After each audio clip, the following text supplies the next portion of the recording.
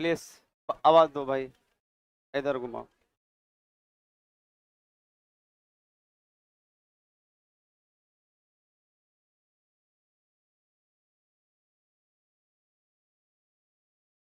हो गया लाइव। चलिए कमेंट करेंगे आप लोग।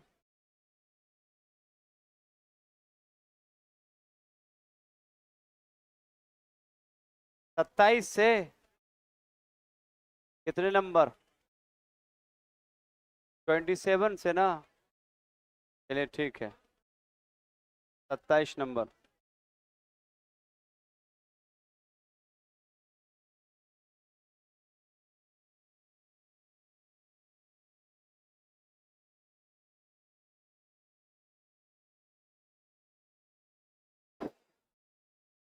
सत्ताईस से देखेंगे आप लोग। कल भी बताए गए थे कि बाढ़ के निर्माण, बांध के निर्माण का प्रमुख उद्देश्य क्या करना है? क्योंकि सबसे पहले कोई भी नदी बाढ़ लाके क्षति पहुंचाता है, तो ध्यान रखिएगा कि बाढ़ नियंत्रण किया जाएगा बांध बनाकर। उसके बाद, क्योंकि जब बाढ़ से नियंत्रण किया जाएगा तो भी लाभ मिलेगा, और जब बांध बनेगा तो इस बांध के निर्माण से नहरों का विकास होगा। किसका विकास? नहरों का विकास होगा, जिससे ध्यान रखेगा सिंचाई। क्या भाई? सिंचाई होगा, जिससे कृषि को फायदा मिलेगा। उसके बाद बांध बनाने के बाद हाइड्रो इलेक्ट्रिसिटी, बिजली का उत्पादन होगा। बिजली का उत्पादन भी याद रखेंगे होगा, जो भी देश के विकास में बड़ा योगदान होगा। तो बाढ़ नियंत्रण होने के बाद आर्थिक और जान माल का जो नुकसान होता है, आर्थिक नुकसान बहुत ज्यादा होता है। तो सबसे पहला तो फायदा ये मिल गया। दूसरा फायदा मिलेगा कृषि के लिए, सिंचाई मिलेगा नहर निकाल कर। तीसरा फायदा बिजली का उत्पादन होगा, वो भी देश के विकास के लिए होगा। तो नदी पर बांध बनाया जाए या बैराज बनाया जाए, इसका मूल उद्देश्य ही ध्यान रखिएगा कि आपका है बाढ़ नियंत्रण, कृषि सिंचाई, और ध्यान रखिएगा बिजली का उत्पादन। बिजली का, जैसे भारत के सबसे बड़े बांधों में से एक याद रखेंगे भाखड़ा नांगल। कौन सा? मैं कई बार बताया कि भाखड़ा नांगल जो डैम है, जो बांध है, वो याद रखेंगे सतलज पर है। किस नदी पर है? सतलज। किस नदी पर? तो सतलज नदी पर भारत के सबसे बड़े बांधों में से एक कौन? भाखड़ा नांगल। कौन है कि नहीं है? और इस बांध के बन जाने के बाद पूरे पंजाब को पानी मिलता है। पंजाब का सिंचाई होता है, पंजाब का सिंचाई भी होता है, और यहां से याद रखेंगे बिजली का भी उत्पादन होता है। किसका उत्पादन होता है? किसका उत्पादन? तो बताइए, दोनों से लाभ है कि नहीं है? और बाढ़ से भी नियंत्रण होगा। बाढ़ से भी क्या होगा? कन्फर्म ना? तो ये ध्यान रखिएगा कि ये बांध निर्माण और बांध के कारण होने वाले ये कुछ प्रमुख फायदे हैं। कहता है भाई, ध्यान दीजिएगा, कहता कि तटबंध या बांध, उसी को कहते हैं, का निर्माण कब शुरू हुआ था? अंग्रेजों के समय। किसके समय हुआ था? तो तटबंधों का निर्माण कब शुरू हुआ था? अंग्रेजों के समय से ही याद रखेंगे बांध परियोजना की शुरुआत हुई। बांध और किसकी परियोजना? बांध और परियोजना। जैसे कोई भी नदी परियोजना की अगर बात करेंगे, तो कोई भी नदी परियोजना अंग्रेज के समय से शुरू हुआ और वर्तमान समय तक अभी चल रहा है। चलिए, अभी मैंने बताया था आपको कि भाखड़ा नांगल बांध किस नदी पर बनाया गया? बताओ। सतलज। किस पर? कौन सा? भाखड़ा नांगल। कौन सा? और सतलज पर ही एक परियोजना है नाथपा। कौन सा? झाकरी। कौन सा? तो बताइए, नाथपा झाकरी परियोजना किस नदी पे? और भाखड़ा नांगल किस पर? सतलज। किस पर?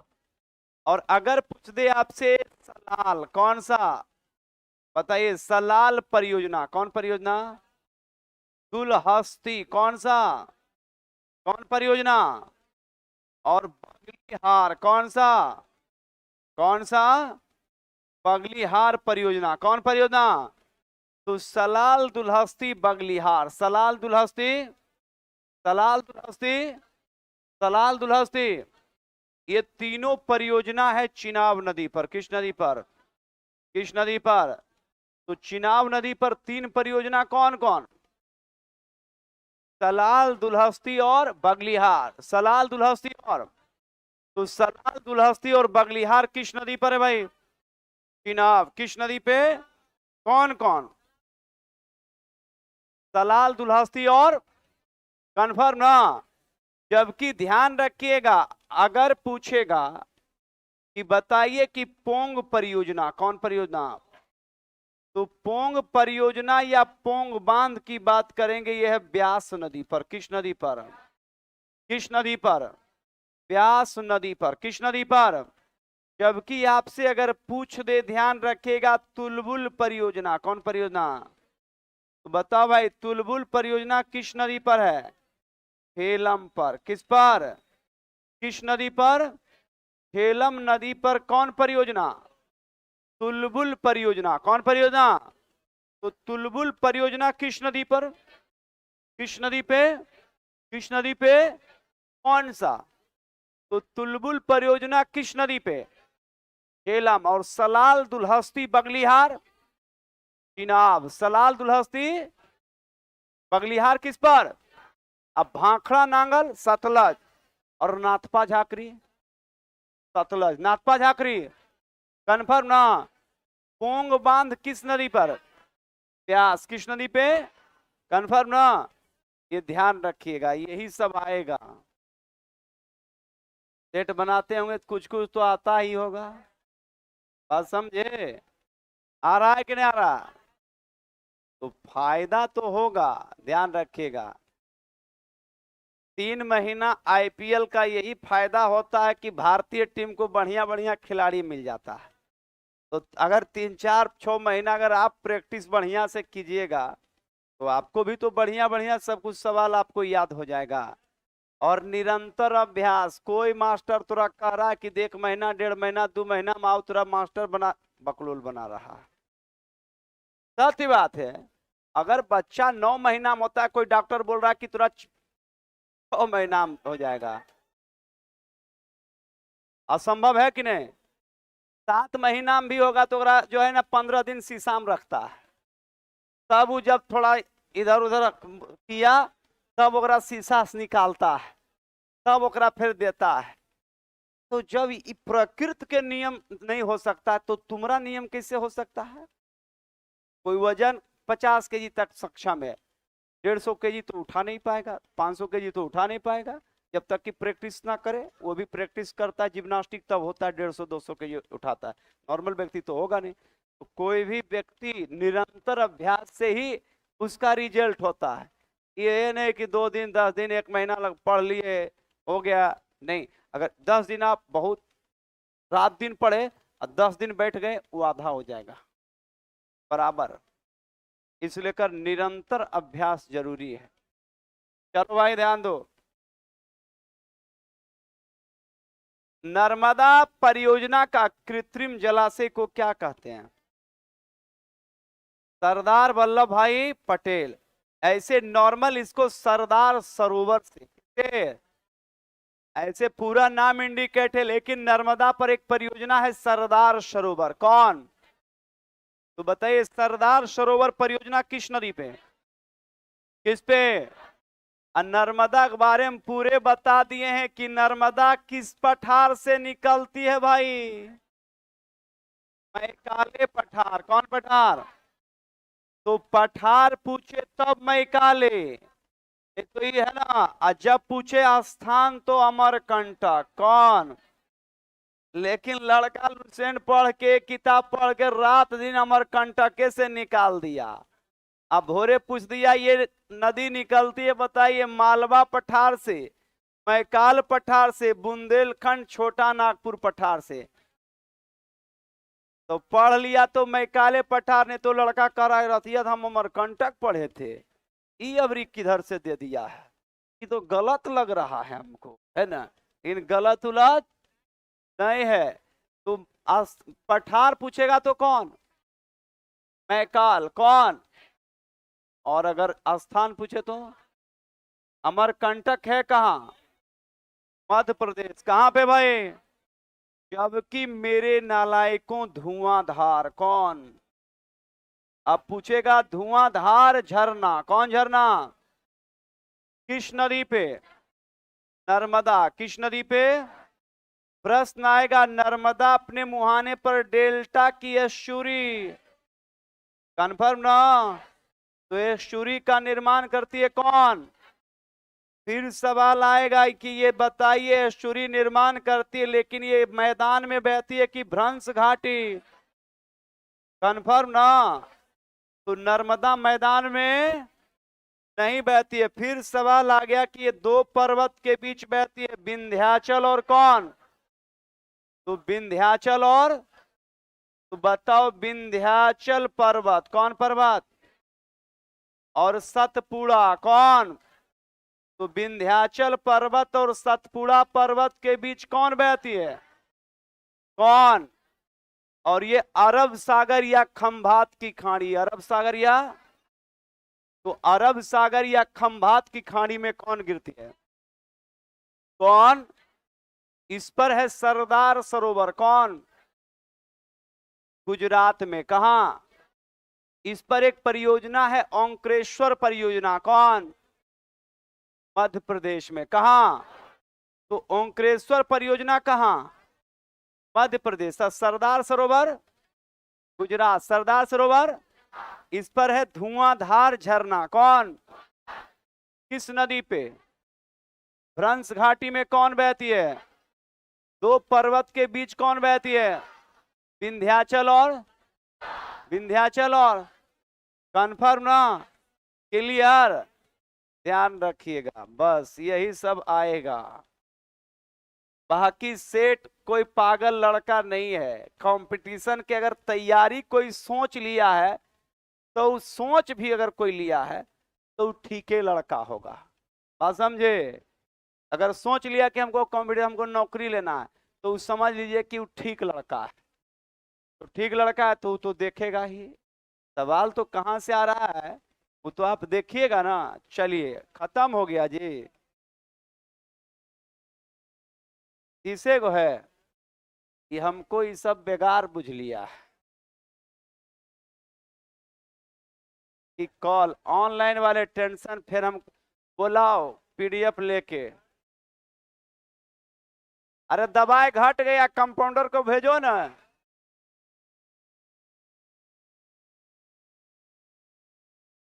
वो तो डॉक्टर हम ठीक हैं, जो कि पेशेंट हमरा देखिए के जो है ओकर आधा बीमारी दूर रहता है ना। नहीं तो कंपाउंडर पर छोड़ देंगे ना तो ये मामला गड़बड़ा देगा। पीडीएफ लेकर भेजिए। कितना से वही खत्म हुआ है? 30 तक खत्म हो गया है ना?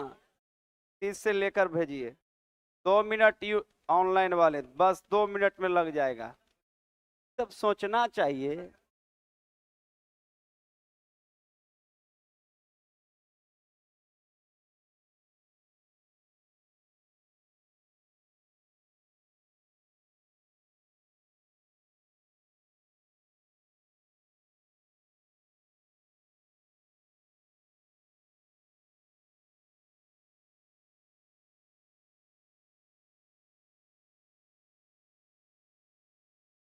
तो ध्यान देना है भाई कि अभी मैंने कहा था सरदार सरोवर। कौन? जबकि ध्यान रखिएगा आप लोग, भारत का सबसे लंबा नदी बांध कौन है बताओ तो? हीराकुंड। कौन सा? नाम सुने हो ना? महानदी पर। किस नदी पे? उड़ीसा। कहां पे? कहां पे? आ गया, लगाइए। नहीं आएगा दवाई लेके कंपाउंडर तो हम 1 घंटा तक तो रोगी को हम पानियों पर बचा लेंगे। नहीं, 1 घंटा हम सक्षम हैं कि पूरा पानी पर भी हम बचा लेंगे। अगर बढ़िया डॉक्टर रहता है तो ध्यान दीजिएगा कि रोगी को सीधे, है ना, डांट के कहता है तुमको कुछ नहीं होगा, और रोगी जानता है कि डॉक्टर बढ़िया है, बोला दवाई से रोग ठीक होता है पगल, है ना। बात समझिए। हाँ,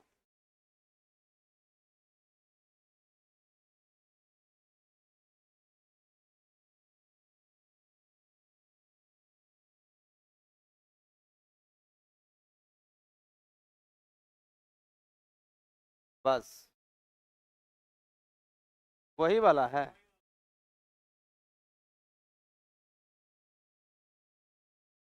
रुको भाई,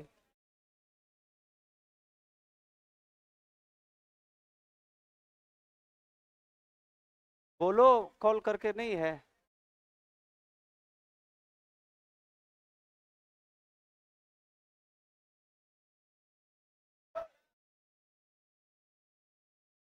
लोग कौन पेशेंट है जी?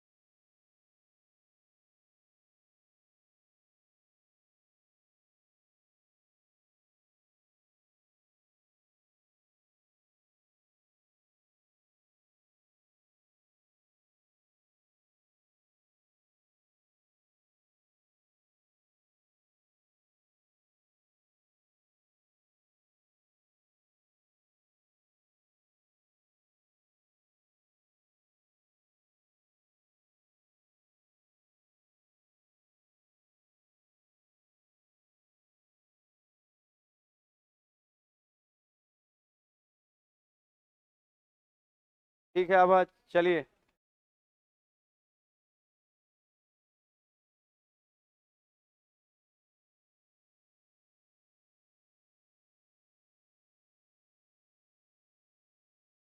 चलिए, टेक्निकल इशू के कारण आपका क्लास अवरुद्ध रहा, लेकिन अब शुरू हो रहा है, ध्यान दीजिएगा। अभी मैंने बताया था कि भारत का सबसे लंबा नदी बांध कौन भाई? हीराकुंड। हीराकुंड बांध की कृत्रिम जलाशय का नाम क्या है? पंत सागर। कौन? और ये भारत का सबसे लंबा नदी बांध है कौन? हीराकुंड। कौन? तो भारत का सबसे लंबा नदी बांध कौन? कन्फर्म ना? नेक्स्ट सवाल, और ये है उड़ीसा में, कहां पे? चलो भाई ध्यान रखना, नागा अर्जुन सागर। कौन? नागा अर्जुन सागर किस नदी पे? कृष्णा। किस पे? और नागा अर्जुन सागर की बात करेंगे, दो राज्य की ये संयुक्त परियोजना है, आंध्र प्रदेश और तेलंगाना। आंध्र प्रदेश और, तो आंध्र प्रदेश और तेलंगाना की संयुक्त परियोजना कौन है? नागार्जुन। किस नदी पे? किस नदी पे? कृष्णा पर एक परियोजना है शिवाजी सागर। कौन सा? कौन सागर? शिवाजी सागर। कौन सागर? और शिवाजी सागर के बाद इस पर एक और परियोजना है, अलमाटी बांध। कौन बांध? तो बताओ भाई, अलमाटी बांध और, ध्यान रखिएगा, शिवाजी सागर, अलमाटी बांध और, तो अलमाटी बांध और शिवाजी सागर परियोजना की बात करेंगे किस नदी पे? किस नदी पे? कृष्णा। किस नदी पे? तो कृष्णा पे दो परियोजना, शिवाजी सागर कौन और तो अलमाटी और शिवाजी सागर किस नदी पे? कृष्णा। किस पे? जबकि नागार्जुन कौन, ये भी किस पे? जबकि शिवाजी सागर की बात करेंगे तो ये महाराष्ट्र में है। कहां पे है? कहां पे? और अलमाटी बांध की बात करेंगे ये कर्नाटक में है। कहां है? तो बताइए अलमाटी बांध कहां है भाई? अलमाटी बांध और शिवाजी सागर। तो कृष्णा पे 3 परियोजना। कितनी परियोजना? कितने? किस नदी पे? किस नदी पे?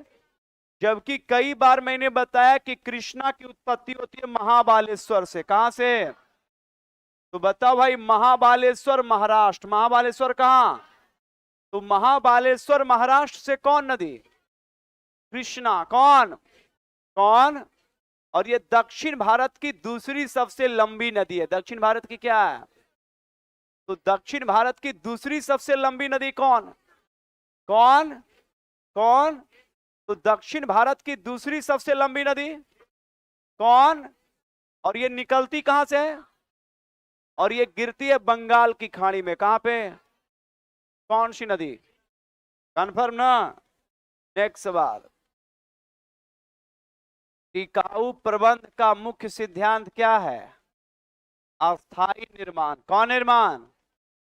अस्थाई निर्माण। कौन निर्माण है? तो कोई भी जैसे बड़े बड़े डैम का जो निर्माण होता है वो अस्थाई होता है कि नहीं होता? कम से कम 100 साल, 50 साल, 70 साल चले, है कि नहीं है? ये मुख्य रूप से ध्यान रखिएगा। तो जैसे कोई भी आप पक्के का मकान और कोई याद रखेंगे नॉर्मल झोपड़ी, तो झोपड़ी अस्थाई रहता है कि चलो जब तक है तब तक है, अगर हटा दिया तो हटा दिया। इसको झुग्गी झोपड़ी कहते हैं, है कि नहीं है? झुग्गी झोपड़ी जो आप शहरों में देखते हैं वो क्या है? सरकारी जमीन पर रहता है। और सरकारी जमीन पर रहता है तो जो लोग वहां रहते हैं तो उनका यही उद्देश्य है कि जब तक रहेंगे तब तक रहेंगे, रेंट बचेगा। तो वो पक्की नहीं करते हैं क्योंकि पक्की करेंगे तो खर्चा हो जाएगा। जबकि ध्यान रखेंगे जब आपका निजी अपना जमीन होता है तब उस पर आप पक्की निर्माण करते हैं। तो यहाँ सवाल पूछा गया कि टिकाऊ प्रबंधन, और कोई भी पक्की इमारतें जो होगी वो ज्यादा मजबूत भी होती है। तो यहाँ पर है कि पक्की प्रबंधन का मुख्य सिद्धांत क्या है? अस्थाई निर्माण। कौन निर्माण? नेक्स्ट सवाल, बाढ़ के बाद जल का निस्तारण की आवश्यकता क्यों होती है? जल की सफाई के लिए। किसकी सफाई के लिए? जैसे बाढ़ जब आता है, पटना में बाढ़ जब आया था तो पटना में जो बाढ़ समथिंग 19 में आया था, है ना? तो जो बाढ़ आया था तो उसमें क्या कि जगह जगह पर जल जमा हो गया। अब जगह जगह पर जब जल जमा हो गया तो जब गड्ढा में जल जमा हो जाएगा बाढ़ के माध्यम से तो वो पानी फिर क्या होगा? सड़ना शुरू हो जाएगा और या रिहायशी इलाकों में वो गंध आना शुरू हो जाएगा जिससे बीमारी फैल जाएगा। इस लेकर अगर जल जमा जहां होगा तो उसके कहता है कि निस्तारण, मतलब उसको निकालना आवश्यक हो जाता है ताकि जल की क्या हो सके? सफाई। मतलब वहां से जल को हटा देने के बाद ध्यान रखेंगे कि जहां भी जल जमा होगा तो ऑटोमेटिक ध्यान रखेंगे कि जहां जल जमा होगा तो ये स्पष्ट रूप से ध्यान रखिएगा कि खास करके शहरी और गांव वाले इलाकों में तो वहां पर ध्यान रखेंगे, उसमें ध्यान रखेंगे कोई भी चीज का अवशेष होगा, सड़ेगा, जिससे ध्यान रखेंगे दुर्गंध या बीमारी होने की क्या होगी? संभावना होगी। नेक्स्ट सवाल कहता है कि बाढ़ के पूर्व सूचना का प्रमुख उद्देश्य क्या होता है? समुदाय को जागरूक करना। किसको जागरूक करना? समुदाय को क्या करना भाई? जागरूक करना। अब ध्यान रखेंगे जिस इलाके में बाढ़ आता है तो बाढ़ आएगा तो उस एरिया के उस लोगों को बाढ़ के बारे में अवगत करना है, बाढ़ से बचने के उपाय बताना है। और ध्यान रखेंगे तो बाढ़ से बचने का उपाय बताना है और इसको लेकर ध्यान रखेंगे बाढ़ प्रभावित एरिया में ध्यान रखेंगे कि अलग अलग जगहों गांव पर याद रखेंगे समुदाय में लोगों को जागरूक किया जाता है ताकि बाढ़ से होने वाले जान माल का नुकसान क्या हो? कम हो। जान माल का नुकसान क्या हो? अब तो ऐसा नहीं कि अब तो जैसे जैसे डेवलपमेंट हो रहा है सब कुछ ठीक ठाक हो रहा है। और जैसे जैसे डेवलपमेंट हो रहा है पानी भी कम हो रहा है ना। लेकिन जब ध्यान रखेंगे जो बाढ़ से प्रभावित आज से 30 साल पहले चले जाए, 20 साल 40 साल पहले चले जाए, तो जिस एरिया में बाढ़ से ज्यादा लोग प्रभावित होते थे तो उनको ध्यान रखेंगे बाढ़ के बचाव का सब कुछ मालूम पता होता था कि जब बाढ़ आएगा तो हमें कैसे बचना है। उसके लिए पूर्व निर्धारण याद रखेंगे, अपने जगहों को ऊंचा कर लेना है, बाढ़ से बचने के लिए अपने पशुओं को सुरक्षित स्थान पर पहुंचा देना। तो कई ऐसे याद रखेंगे बचाव करते थे, लेकिन फिर ध्यान रखेगा कि लोगों को जागरूक भी करना पड़ता था। तो इसलिए याद रखेंगे समुदाय को जागरूक करना बाढ़ से पूर्व सूचना का प्रमुख क्या था, उद्देश्य था। ध्यान रखिएगा, बाढ़ के पानी से निकलने वाली सबसे बड़ी समस्या क्या होती है, महामारी फैलना। क्या फैलना बताइए, महामारी फैलना। क्योंकि ध्यान रखेंगे जब बाढ़ आती है तो बाढ़ में याद रखेंगे पशु पक्षी ज्यादा मर जाते हैं। अब बताइए पशु जब ज्यादा मरेगा और जब बाढ़ का पानी इलाके में घुसेगा तो फिर ध्यान रखेंगे जब बाढ़ समाप्त होगा तो जगह जगह गड्ढे पर पानी आएंगे और उस गड्ढे में ध्यान रखिएगा कि उस गड्ढे में जानवर के अवशेष मरे पड़े रहेंगे, जो ध्यान रखेंगे महामारी कर सकता है। जिसके लिए ध्यान रखेंगे कहता है कि बाढ़ के पानी से निकलने वाली सबसे बड़ी समस्या जो है वो है महामारी। क्या है, क्या है? तो इस लेकर ध्यान रखेंगे उसके रोकने के लिए भी सरकार बहुत सारे कदम उठाता है। आगे कहता है कि बाढ़ के समय समुदाय को कौन सी जानकारी विपरीत की ओर, कहता है विपरीत की ओर जाने की जरूरत है, बाढ़ से बचाव। बाढ़ से क्या भाई, तो बाढ़ के समय समुदाय के कौन सी जानकारी, कहता है जानकारी विपरीत की जाती है, विपरीत की जानी जरूरत होती है। तो ये याद रखें कि बाढ़ का बचाव। किसका बचाव? ये तो नेचुरल है कि भाई जब बाढ़ आएगा तो लोगों को गाइड किया ही जाएगा कि भाई बाढ़ से बचना है, बाढ़ से कैसे, जब बाढ़ आएगा तो क्या करना नहीं करना, मतलब बाढ़ से मुख्य रूप से इसके बचाव को लेकर ध्यान रखिएगा। नेक्स्ट सवाल कहता है कि स्तंभ आधारित मकान की गहराई किसके अनुसार होनी चाहिए? मिट्टी के गुणवत्ता। मिट्टी के क्या भाई? स्तंभ मतलब क्या होता है? नींव। नींव क्या होता है? फाउंडेशन, है ना। कोई भी ध्यान रखें मकान जब बनता है तो उसका नींव या फाउंडेशन पड़ता है। तो यहां पर ध्यान रखेंगे स्तंभ आधारित मकान की गहराई किसके अनुसार होनी चाहिए? तो मिट्टी के गुणवत्ता। किसके गुणवत्ता के अनुसार? जहां पर याद रखेंगे बलुई मिट्टी होगी तो वहां पर आपको पिलर थोड़ा क्या है, अंदर देना पड़ेगा। और जहां का मिट्टी सख्त वो कठोर है वहां पर आप नॉर्मल भी दिए तो कोई दिक्कत नहीं है। इस लेकर गंगा बेल्ट में जितने भी मकान बनता है और भूकंप रोधी बनता है तो उसके पिलर और फाउंडेशन याद रखेंगे अधिक गहराई तक लिया जाता है, क्योंकि ये गंगा के किनारे बेल्ट का जो मिट्टी है वो बिल्कुल क्या है, हल्का। और जब कोई प्राकृतिक आपदा भूकंप या बाढ़ जब आएगा तो मिट्टी को हटा देगा, जिससे वो आधारभूत संरचना क्या होगी, डैमेज हो जाएगी, समाप्त हो जाएगी। तो इसके लिए ध्यान रखिएगा मिट्टी की गुणवत्ता के अनुसार नींव या पिलर दिए जाते हैं। आगे, दुनिया का सबसे ऊंचा बांध किस नदी पर है? किस पर? ये ध्यान रखिएगा इस बांध का नाम है असवान। क्या नाम है बताओ? असवान बांध। और ये बांध है मिस्र में। कहां है भाई? कौन बांध बताओ? और दुनिया की सबसे लंबी नदी भी कौन है? कौन? तो दुनिया की सबसे लंबी नदी बताइए कौन भाई? कौन? तो दुनिया की सबसे लंबी नदी कौन भाई? कौन नदी? नील। कन्फर्म ना? अब बताओ नील नदी बहती कहां है बताओ तो? कहां पे? मिस्र में। कहां पे? अब मिस्र ऑप्शन ना दे तो अब क्या करेंगे? बीपीएससी आप पढ़ रहे हैं ना, तो सबसे पहले नील की अगर बात करेंगे तो नील बहती है अफ्रीका में। कहां पे? अफ्रीका महादेश। कौन महादेश बताओ? तो अगर पूछे कि नील नदी किस महादेश में, कहां पे? अफ्रीका। लेकिन अफ्रीका में 4 देशों से बहती है। कितने देश से? सबसे पहले युगांडा। कौन सा? कौन सा? युगांडा के बाद है दक्षिणी सूडान। कौन? कौन सूडान?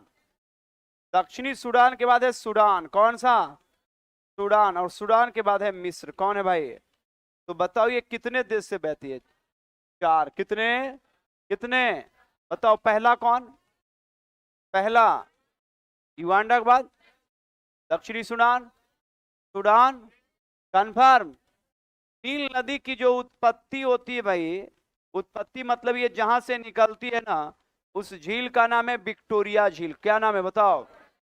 तो बताओ, विक्टोरिया झील अफ्रीका में है। कहां पे है? और ये अफ्रीका की सबसे बड़ी झील है। अफ्रीका की क्या है? तो बताओ, अफ्रीका की सबसे बड़ी झील कौन? विक्टोरिया। यही से दुनिया की सबसे लंबी नदी कौन? नील। कौन? तो दुनिया की सबसे लंबी नदी कौन? नील की उत्पत्ति कहां से होती है? और ये 4 देश से बहती है। कितने? युगांडा, दक्षिणी सूडान, सूडान, मिस्र। क्लियर? और मिस्र में ये नदी गिर जाती है भूमध्य सागर में। कहां पे? अब एक सवाल ये भी आ गया कि बताओ, दुनिया की सबसे लंबी नदी नील कहां गिरती है? कहां पे? कौन सी नदी? कौन? तो नील नदी गिरती कहां? कहां पे? कहां पे? कौन सी नदी? तो नील गिरती कहां है और निकलती कहां से है? विक्टोरिया झील। कौन? विक्टोरिया झील है किस महादेश में? अफ्रीका। कहां पे? कंफर्म ना? और ध्यान रखिएगा, नील पर ही एक बांध है मिस्र में, असवान। कौन? असवान। कौन? कंफर्म ना? क्लियर? नेक्स्ट सवाल। भारत में सूखा प्रभावित क्षेत्र में भारत फसल न उगने का मुख्य कारण क्या है? कौन? वर्षा। तो बताइए कि कम वर्षा होगा तो एरिया सूखा प्रदेश कहलाएगा कि नहीं? सूखा प्रदेश को ही वृष्टि छाया क्षेत्र कहते हैं। क्या कहते हैं? वृष्टि छाया का मतलब होता है वैसे प्रदेश या वैसे क्षेत्र जहां वर्षा क्या हो? कम हो। वर्षा क्या हो? तो वर्षा जब कम होगा तो सबसे ज्यादा प्रभावित होगा फसल। क्या होगा? तो सबसे ज्यादा प्रभावित क्या होगा? तो बताइए, सूखा भी एक गंभीर प्राकृतिक आपदा है कि नहीं है? है कि नहीं है? अब बताइए, सूखा प्राकृतिक आपदा है कि ये याद रखेंगे प्राकृतिक आपदा है कि नहीं है? है कि नहीं है? तो कन्फर्म याद रखिएगा कि यह एक प्राकृतिक आपदा है। कौन? सूखा। सूखा प्रभावित क्षेत्रों में कृषि के उत्पादन पर क्या प्रभाव पड़ता है? उत्पादन क्या होगा? तो बताइए, वर्षा अगर नहीं होगा और सूखा जब होगा तो कृषि का उत्पादन होगा। तो कृषि उत्पादन बढ़ेगा कि घटेगा? क्या होगा? कन्फर्म ना? नेक्स्ट सवाल की ओर ध्यान दीजिएगा। सूखा प्रभावित क्षेत्र में पशुधन पर क्या प्रभाव पड़ेगा? पशुधन में क्या होगा? कमी होगा। पशुधन में क्या होगा? अब भाई जब याद रखेंगे कृषि नहीं होगा तो पशुओं के लिए चारा होगा। अब पशुओं के लिए जब चारा नहीं होगा, जब अपने लिए ही चारा नहीं होगा तो पशु के लिए कहां से होगा? तो याद रखिएगा कि लोग इस बीच में क्या करते हैं, अभी कभी कभी देखते होंगे कि एक जिस गांव में धान की खेती नहीं होती है तो वो लोग क्या, अगर 4-5 जानवर रखे हुए हैं और अगर चारा कम हुआ तो खरीद के कितना खिलाएगा? तो कहता है 1-2 को हटा दो। तो पशुओं की क्या हो जाएगी? कमी। पशुओं की क्या होगी? क्योंकि चारा, कृषि जब बेहतर नहीं होगा तो चारा नहीं होगा, और चारा नहीं होगा तो पशुओं में क्या होगी? कमी। पशुओं में क्या होगी? कमी। याद रखिएगा, भारत में सूखा और भूखमरी के कुछ महत्वपूर्ण वर्ष थे, 43 और क्या 44। 43 और, तो 43 और 44 में याद रखेंगे भूखमरी, या आप कह सकते हैं कि सूखा पड़ा था। भूखमरी या सूखा, याद रखिएगा। बिहार की खाड़ी कमांड क्षेत्र कहता है किस प्रकार की प्रबंधन योजना के अंतर्गत आता है? नहर। कौन? कन्फर्म है? आइए बिहार से रिलेटेड नहर की बात करेंगे। एक नहर है त्रिवेणी। कौन नहर बताओ? त्रिवेणी नहर। कौन नहर? तो त्रिवेणी नहर का संबंध किससे है? गंडक। किससे? कौन नहर? इससे लाभान्वित याद रखेंगे डिस्ट्रिक्ट है पश्चिमी चंपारण। कौन चंपारण?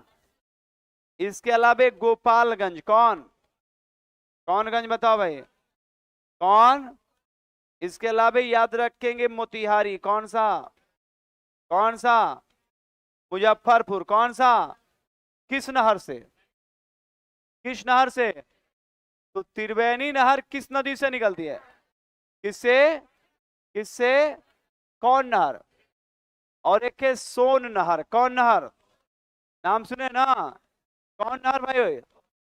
वो नहर से सबसे ज्यादा लाभ मिलता है सासाराम। किसको? नाम सुने ना? किसको भाई? सासाराम के बाद याद रखेंगे जहानाबाद। कौन सा? कौन सा? कौन सा? कंफर्म ना? इसके अलावा कैमूर। किसको? औरंगाबाद। किसको? किसको भाई? औरंगाबाद। किसको? किस नहर से? कौन नहर? जबकि गंडक से निकलती है त्रिवेणी नहर। कौन नहर? तो त्रिवेणी नहर का संबंध किससे? गंडक से। किससे? कौन नहर? त्रिवेणी। याद रखिएगा। बिहार भ्रमण के दौरान भूजल उपयोग से संबंधित मुख्य मुद्दा क्या थी? भूजल का क्या भाई? भूजल का। तो बिहार भ्रमण के दौरान भूजल के उपयोग से संबंधित मुख्य मुद्दा क्या था? भूजल का अभाव। किसका अभाव? अब भी बिहार सरकार के 7 निश्चय योजना में एक योजना है नल जल योजना। कौन योजना? तो बिहार सरकार के 7 निश्चय योजना, कितने योजना? जिसमें नल जल। कौन? और नल जल योजना फेल हो रहा है ज्यादातर भूजल के अभाव के कारण। किसके कारण? ड्रिलिंग तो गांव वाला करवाइए देता है कि बहुत पानी था। हमारा दादा एगो कुआं खुदाई किए थे तो लगा कि गंगे आ गई है। लोग यही करवा के खुदाई करवा देता है। 200 फीट गया, बोला पानी ये नहीं है। वहां से नल जल योजना फेल। और बहुत सारे गांव में ये योजना इसीलिए कर फेल हो रहा है क्योंकि याद रखेंगे लगातार जल स्तर क्या है? नीचे। उसका कारण आप लोग भी सुनिए, बात समझे। ये जो हमारा क्लास वाला ये पंखा खुले छोड़ के आप लोग चल जाते हैं तो कम से कम आगे है तो उसको स्विच ये सब सीखिए, है ना? बात समझे। और जहां उपयोग नहीं, क्योंकि बिजली सेव कीजिएगा तो इससे आपको भी लाभ है। ये जो लगातार गांव में ये नल जल योजना आया और जितना ये टंकी पानी का यूज हुआ वही भूजल को लेके अंदर चला गया। पानी पीना है 1 गिलास, अब पानी बहाना है 300 लीटर, जब तक कि एकदम गिलास ना ठंडा हो जाए। आप देखेंगे कि जो खास करके गांव में अब जो ये पूरा नल जल योजना वाला हुआ है तो पहले था कि कुएं से लोग पानी भरते थे तो उतने पानी उपयोग करते थे जितना उनको चाहिए था, क्योंकि अगर ज्यादा अगर यूज करेंगे तो उनको बहुत बल लगता था। अब क्या है कि अब तो केवल स्विच देना है। अब स्विच दिया, पूरा जो है पानी बह रहा है। और आज जो पूरे भारत में जल संकट है वो पानी का दुरुपयोग जो लगातार हुआ वही कारण है। पहले लोग अगर नहाते भी थे तो बाल्टी से पानी खींचते थे तो 3 बाल्टी में कहता था बहुत बढ़िया। अब तो पूरे जो है ना बोरिंग वाला नले अपने माथा पर लगा लिया है और 1.5 घंटा तक नहा रहा है। तो बताइए, जहां पर 50 लीटर जल का उपयोग हो वहां 500 लीटर बर्बाद हो रहा है, तो भूजल स्तर नीचे जाएगा। तो ये सब थोड़ा ध्यान रखेंगे। जब तक लोगों के अंदर एक सोच नहीं बदलेगी तब तक ध्यान रखेंगे समस्या बढ़ते जाएगा। ये सब जरूरी है। भूजल का उपयोग कैसे किया जाएगा बताओ भाई? नहरों, खेतों और कुओं के सहारे। किसका? कौन जल? जैसे तालाब क्या भाई? आहर क्या? कुआं क्या? ये सारे के सारे जल को हम क्या करेंगे? स्टोर करेंगे। जैसे ध्यान रखेंगे जितने गांव में तालाब है उसकी खुदाई हो, कुएं की खुदाई हो, क्योंकि जल जो जमीन के अंदर है वो फ्रेश वाटर वर्षा जल से ही जाता है।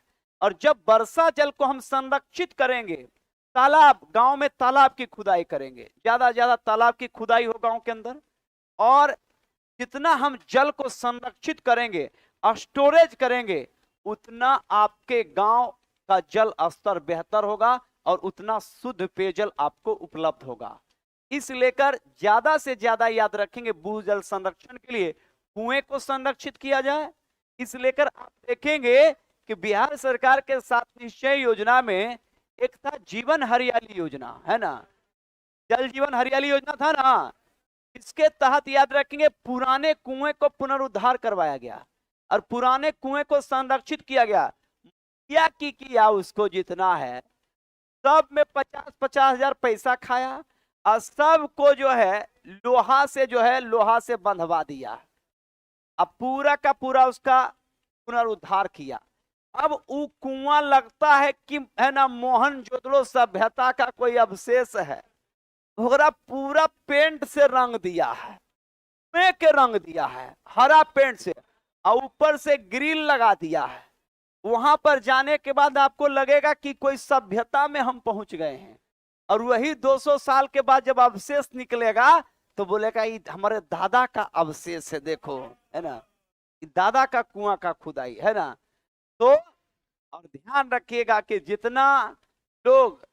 जितना लोग एडवांस हो रहे हैं समस्या उतनी उत्पन्न होगी, ये सत्य है। इसलिए कर आप दोनों चीज को लेकर चलिए, प्राकृतिक और कृत्रिम विकास किए हैं, बिल्कुल सत्य है। तो विकास के क्रम में ये मत हो जाइए कि अपने आप, है ना, पारंपरिक चीज और पौराणिक चीज को आप खत्म कर दीजिए। अगर वो खत्म हो गया तो मामला, ध्यान रखिएगा, जैसे बिजली चला गया, टंकी में पानी है नहीं, चापाकल है शहर में नहीं, अब बाथरूम लग याद कर रहा है,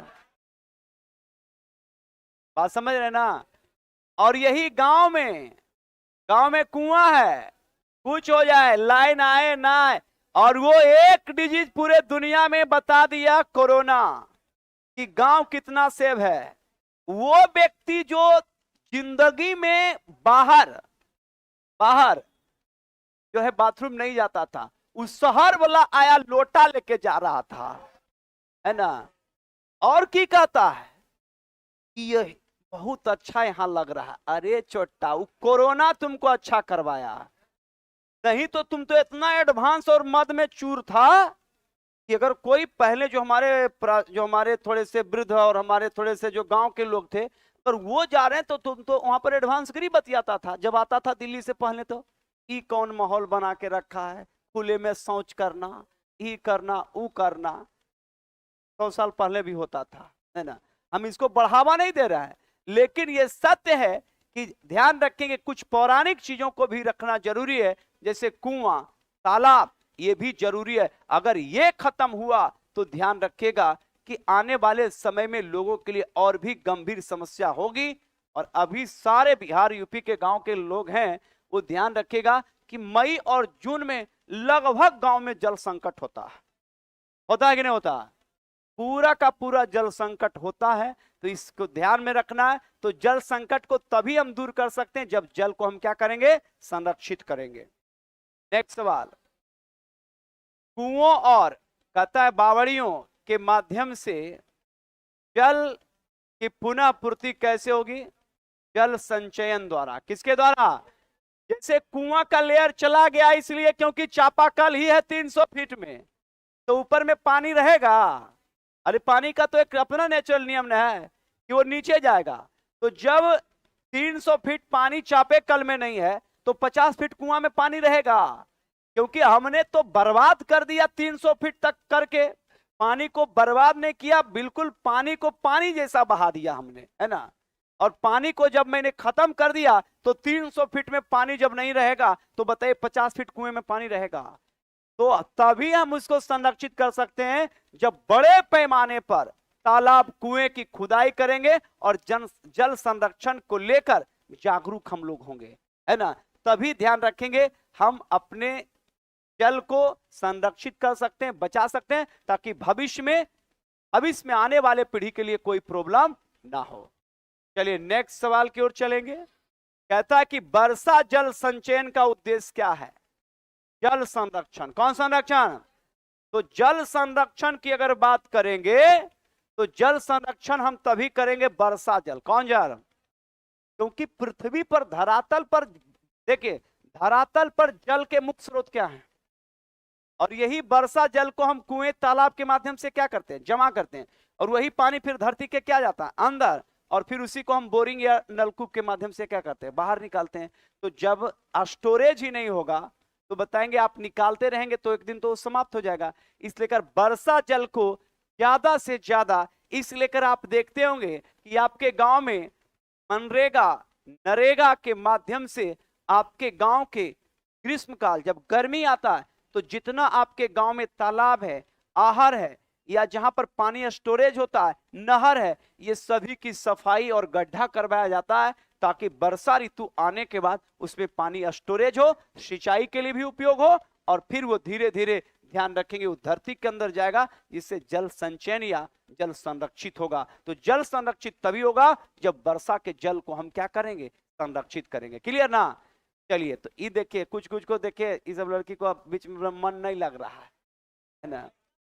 अब सब हर एक सब्जेक्ट में है ना। अरे इधर देख ना, उधर नहीं, इधर देखो।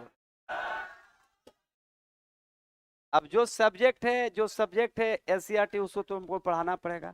अब सब में इंटरेस्टे खोजिएगा तो चावल दाल और चिकन का स्वाद में अंतर है, हाँ है कि नहीं है?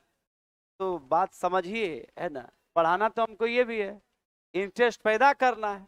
उच्च भूमि क्षेत्र में जल संग्रहण का एक प्रमुख तरीका क्या है? कौन बनाकर? तालाब जब बनाएंगे तो तालाब में याद रखेंगे वर्षा जल को हम संरक्षित करेंगे कि नहीं? तो तालाब में वर्षा जल को संरक्षित करेंगे। क्या करेंगे भाई? तो वर्षा जल को संरक्षित करेंगे कहां पे? तालाब और आहर। तालाब और कहां पे? आहरों में। याद रखें, आहर समझते हैं आप लोग? हाँ, कितने लोग आहर नहीं समझते भाई, बताओ। आहर नहीं समझते हैं? कितने लोग समझते हैं ये बताइए।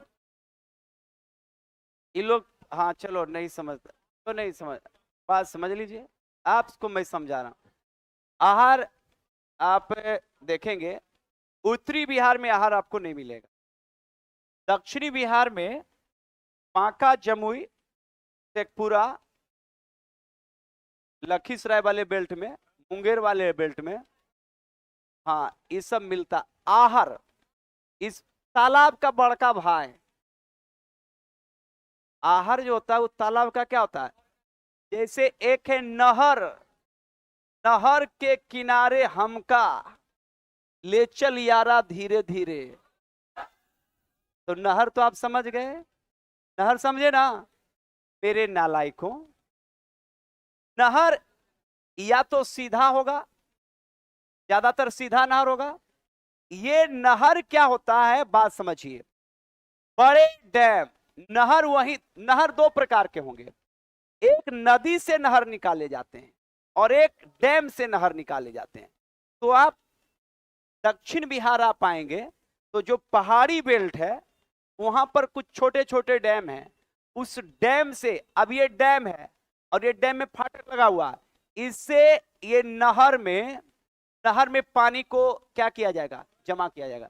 और हर एक नहर के पास एक शेड बना होता है, जो शेड याद रखेंगे पानी को रोकता है। क्योंकि नहर अगर सीधा बना रहेगा तो पानी जाएगा एकदम धीरे धीरे, तब तक किसान का धाने मर गया। तो वो हर एक 500 मीटर पर एक शेड बना होता है नहर में, जो पानी को पूरा रोक लिया। और पानी जैसे फ्लो हुआ तो इस एरिया के किसान को सिंचाई मिल गया। अब ये किसान सिंचाई जब कर लिए तो ये पानी अब यहां से ओवरफ्लो है, ओवरफ्लो के साथ जैसे ही पानी छूटता है तेजी से निकला, अब फिर तेजी से यहां जमा हुआ और फिर यहां के किसान को मिल गया, लाभान्वित हुआ। और इस तरीके से ध्यान रखिएगा कि नदियों से नहर निकाला जाता है और फिर डैम से नहर निकाला जाता है। तो ये हुआ कृत्रिम, मानव के द्वारा नदी से या डैम से पानी को एक जगह से दूसरे जगह पहुंचाना और सिंचाई व कृषि के लिए उपयोग करना नहर कहलाता है। क्या कहलाता है? तो नहर में पानी क्या होगा, बहता रहेगा। नहर में पानी क्या है? जबकि एक है तालाब। क्या है? तो तालाब की अगर बात करेंगे तो तालाब तो हर एक के गांव में है। वो तालाब इसलिए गांव में बनाया जाता था, मुख्य उद्देश्य था वो जल संरक्षण को लेकर, क्योंकि गंभीर समस्या होती थी पानी का। तो तालाब है, क्योंकि पशुओं को पिलाना होता था सब कुछ के, और जल लेयर बना रहे इसके लिए तालाब की। जबकि कुछ बिहार के कुछ, जैसे आप जाएंगे दक्षिण बिहार में, तो वहां पर क्या है कि तालाब से बड़ा आकार में, और ये उद्देश्य होता था सिंचाई को लेकर। किसको लेकर? क्योंकि जो दक्षिण बिहार में जो जमुई, नवादा, शेखपुरा, आपके गया, औरंगाबाद वाले एरिया में देखेंगे बड़े बड़े आहर बने होते हैं, और ये 100 200 300 बीघा का होता है, और इसमें पानी को स्टोरेज किया जाता है। अब पानी को स्टोरेज कर लिया जाता है पूरे वर्षा ऋतु में, और उससे 2-2 हजार 3-3 हजार बीघा जो गांव का खेत जमीन होता है, उससे वो लोग सिंचाई कर लेते हैं। और जब वो आहर से पानी निकलता है, तो वो आहर का पूरा एरिया देखेंगे प्लेन हो जाता है, और उसमें बड़े पैमाने पर रबी फसल मसूर की खेती बहुत अच्छी होती है आहर में, है ना। तो आहर का प्रयोग याद रखेंगे सिंचाई के लिए किया जाता है। किसके लिए किया जाता है? तो जैसे नहर है वैसी याद रखेंगे आहर है। क्या है? आहर। तो आहर भी याद रखेंगे, ये सिंचाई के लिए इसका प्रयोग किया जाता है। किसका प्रयोग किया जाता है? सिंचाई के लिए। किसका? आहर का। और ध्यान रखिएगा, नहर का भी प्रयोग किया जाता है और तालाब का। क्या? किसका भाई? तालाब। तो यहां सवाल पूछे गए थे कि सूखे का प्रभाव किस क्षेत्र में अधिक देखा जाता है? तो खेती क्षेत्र में। किस क्षेत्र में? तो जहां पर खेती होगा वहां पर सूखा ज्यादा देखने के लिए मिलेगा। क्लियर? आज का सेशन यहीं तक।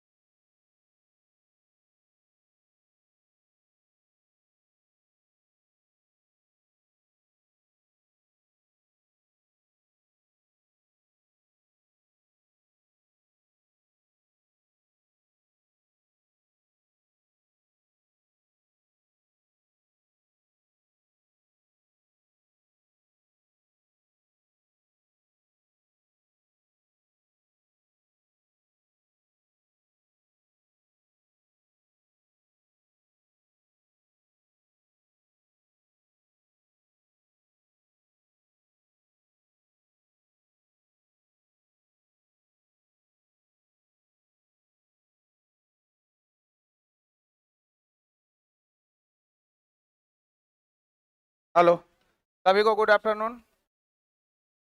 बैठ जाइए, बैठ जाइए, बैठ जाइए। स्टार्ट करें। कल का सारा याद है ना? इधर इधर वाला याद है कि नहीं? लास्ट में पूछेंगे। सबको याद है?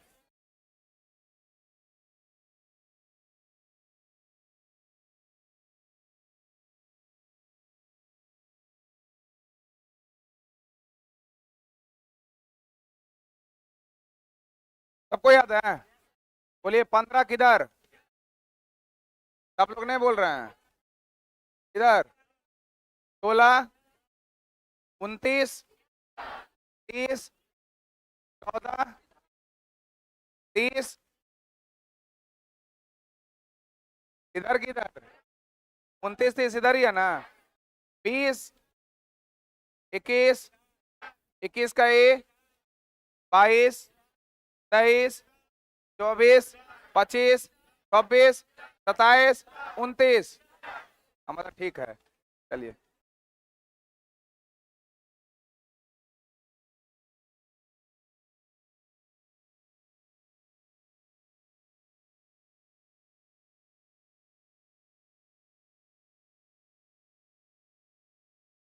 चलिए स्टार्ट करते हैं हम लोग।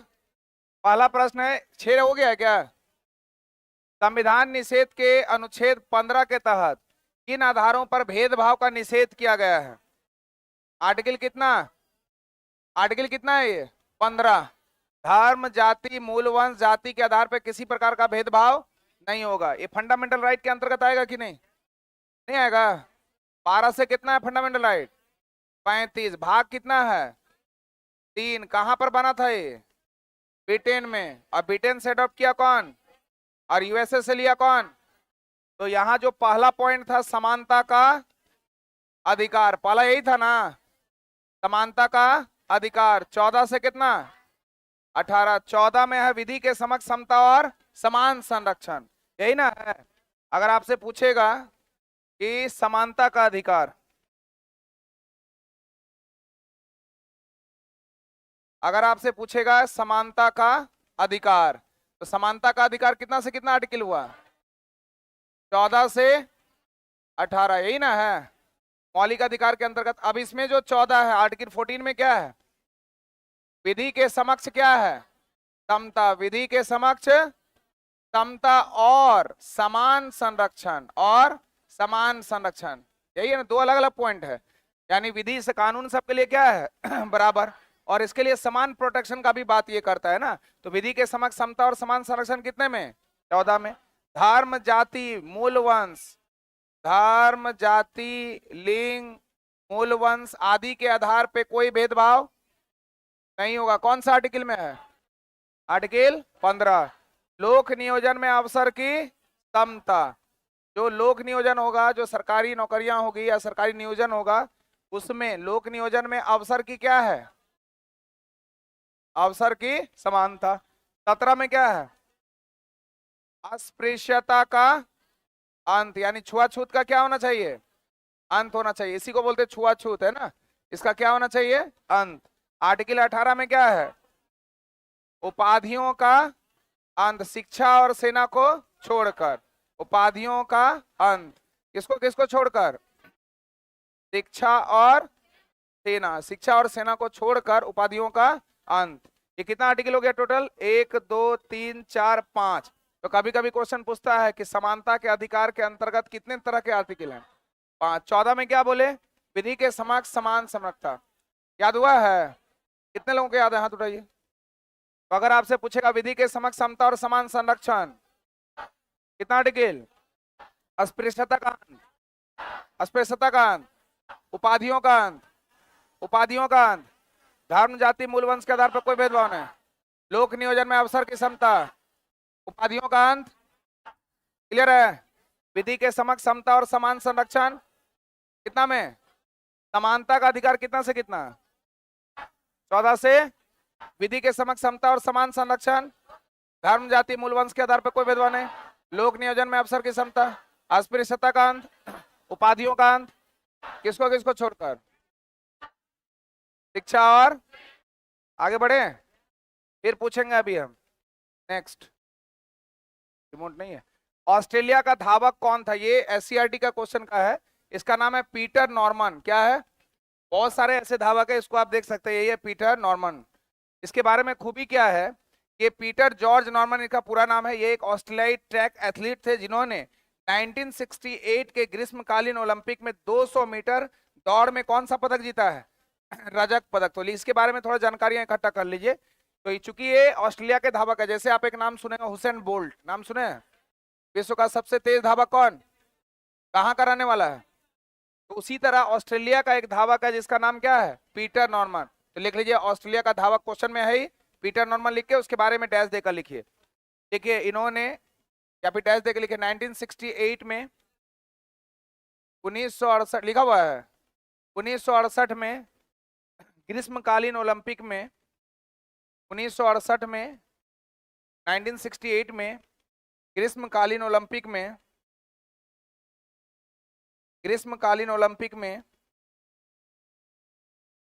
200 मीटर दौड़ में 200 मीटर दौड़ में रजत पदक जीता है, रजत पदक जीता है। रजत मतलब सिल्वर, रजत पदक जीता था, है ना।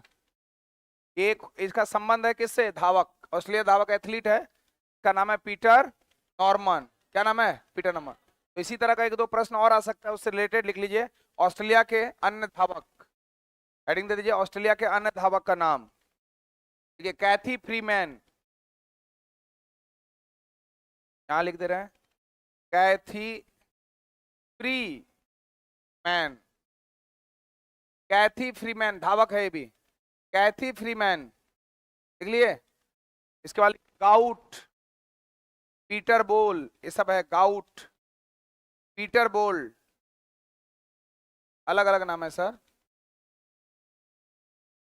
कैथी फ्रीमैन लिखे, ये अलग है, गाउट लिखे, गाउट। इसके बाद पीटर बोल, ये सब धावक है कहाँ का, ऑस्ट्रेलिया का। लेकिन उसमें आपका बुक में जो मेंशन किया है मेनली कौन, पीटर नॉर्मन। और ये कौन सा पदक जीता है, रजत पदक। ओलंपिक में, ग्रीष्मकालीन ओलंपिक में कौन सा पदक, रजत। कब जीता है, 1968 में। भारत में सामाजिक विभाजन के क्या आधार हैं, भाषा के आधार पे, संस्कृति के आधार पे, धर्म के आधार पे, जाति, लिंग आदि के आधार पर है। भारत में सामाजिक विभाजन का आधार भाषा है, क्योंकि हर जगह का भाषा क्या है, अलग। और हमारे खुद 8वीं अनुसूची में, कौन सी अनुसूची, 8वीं अनुसूची में प्रारंभिक अवस्था में कितना भाषा था, 14, कितना भाषा था। अभी वर्तमान में कितना है, 22 भाषा है ना। हिंदी है, मराठी है, कोंकणी है, हिंदी है, हिंदी है, संस्कृत है, उर्दू है, मलयालम है, कन्नड़ है, तेलुगु है, नेपाली है, मणिपुरी है, डोगरी है, मैथिली है, संथाली है, कंफर्म। मैक्सिमम भाषा आप लोग जान ही रहे हैं, आराम से हो जाएगा। तो ये जो भाषा के आधार पे पहला राज्य जो हमारा गठित हुआ कौन, आंध्र प्रदेश। वही बोल रहा है भारत में जो सामाजिक विभाजन हुआ है उसका आधार क्या है, तो उसका आधार क्या हो सकता है, भाषा। उसका आधार क्या हो सकता है, संस्कृतियां। आज आप चले जाइए उत्तर भारत में और दक्षिण भारत में, दोनों का संस्कृति एक है कि अलग, दोनों का पहनावा ओढ़ावा एक है कि अलग। संस्कृति का मतलब होता है खान पान, बोल चाल, आचार विचार, जो आपका मनोरंजन का साधन है, ये सब किसमें आ जाता है, संस्कृति। उसी को हम लोग बोलते हैं कल्चर। और जब कल्चर बहुत बड़ा रूप में बनता है तो उसको हम लोग बोलते हैं सिविलाइजेशन, यानी सभ्यता। तो जैसे आप लोग हैं, आप कहाँ के रहने वाले, लखीसराय। आप ऐसे उदास काहे बैठे हैं, सुपौल, आप मधुबनी, कहाँ से। तो मान लीजिए इतने सारे हैं, कोई लखीसराय है, कोई मधुबनी है, कोई दरभंगा है, कोई मुजफ्फरपुर, कोई आ रहा है, कोई बेतिया है, सब जगह से है। ये सब लोग एक ही जैसा दिख रहे हैं क्या, दिख रहे हैं। सब लोगों का ड्रेस एक ही जैसा पहने हैं क्या, सब लोग टोपी पहने हैं क्या, सब लोग घड़ी पहने हैं क्या, सब लोग चप्पल जूता पहने हैं एक ही जैसा, एक ही जैसा। हम बोले पूरा लाइन नहीं सुनते आप लोग, हम बोले एक ही जैसा पहने हैं। कुछ लोग हो सकता है बिना जूता चप्पल का भी आए होंगे, नहीं आए। तो इन लोगों का ये क्या हुआ, संस्कृति। इनका खान पान एक जैसा होगा, कोई तीता पसंद करता है, कोई मीठा, कोई करेला नहीं खाता होगा, कोई करेला खूब खाता होगा, देखिए ये नहीं खाते हैं। तो ये हुआ क्या, संस्कृति। एवरी डे जो हम लोग अपनी जीवन में जो घटना घटता है उसको हम लोग क्या बोलते हैं, संस्कृति। ये सारे संस्कृति देखिए, इतने सारे लोग सब एक जैसा है, सबका सोच एक जैसा होगा, तो इसको हम लोग क्या बोल दिए, संस्कृति। और ये संस्कृति जिस जगह पर उपस्थित हुआ है ये है आर्ट्स एजुकेशन। और ये आर्ट्स एजुकेशन के अंदर सारे संस्कृति हैं, इसलिए वो हो गया आर्ट्स एजुकेशन एक सिविलाइजेशन, यानी सभ्यता। तो यहाँ पर अगर सभ्यता का चर्चा करेंगे तो आर्ट्स एजुकेशन क्या हो गया, सभ्यता। और उसमें स्थित आप लोग क्या हो गए, संस्कृति। तो सभ्यता बड़ा कि संस्कृति? सभ्यता बड़ा, और इसमें कई संस्कृतियां पलते हैं, यही ना है, इसलिए बोलते हैं सिंधु घाटी की सभ्यता। हड़प्पा, मोहनजोदड़ो, लोथल, मांडा, आलमगीरपुर, सुतका कैंडोर, बहुत सारे हैं ना, तो वो सब संस्कृति है और उसके अंतर्गत है। वो किसके अंतर्गत है वो? ठीक है, क्लियर है? तो हमारी जो संस्कृतियां हैं, दक्षिण में भारत में जाइएगा तो वहां धोती कुर्ता वगैरह पहनता है लोग, है ना, और उत्तर भारत में जाइए तो एकदम अलग चेंज देखने को मिलेगा। मिलता है कि नहीं? यहाँ का लैंग्वेज भी अलग है, अंग्रेजी बोलता है, यहाँ का भी लैंग्वेज क्या है, चेंज है। पूर्वी क्षेत्र में लैंग्वेज चेंज, पश्चिमी क्षेत्र का लैंग्वेज चेंज, पहनावा ओढ़ावा चेंज। राजस्थान गुजरात में जाइए तो महिलाएं को देखिएगा पूरा घूंघट यहाँ तक लेती है, बड़ा बड़ा कान वाला बाला लगाती है, हाथ में चूड़ी यहाँ तक पहनती है, अब पूरा घड़ा उड़ा लेके ऐसे करके पूरा चलते रहती है ऐसे करके। अब बिहार झारखंड का लड़की को दे दीजिए तो एक बार में ऐसे करते रहेगी, नहीं गिर जाएगा, क्योंकि वो आदत है ना, हैबिटेट है उसका। कहाँ रखिए, पहले से रखते ही नहीं आप लोग, क्लास से पहले ना रखना चाहिए, खोजिए अभी कहाँ है, देखिए आप, ठीक ना। तो ये संस्कृतियां सबका एक है कि अलग? सबका अलग है। धर्म सबका एक है कि अलग?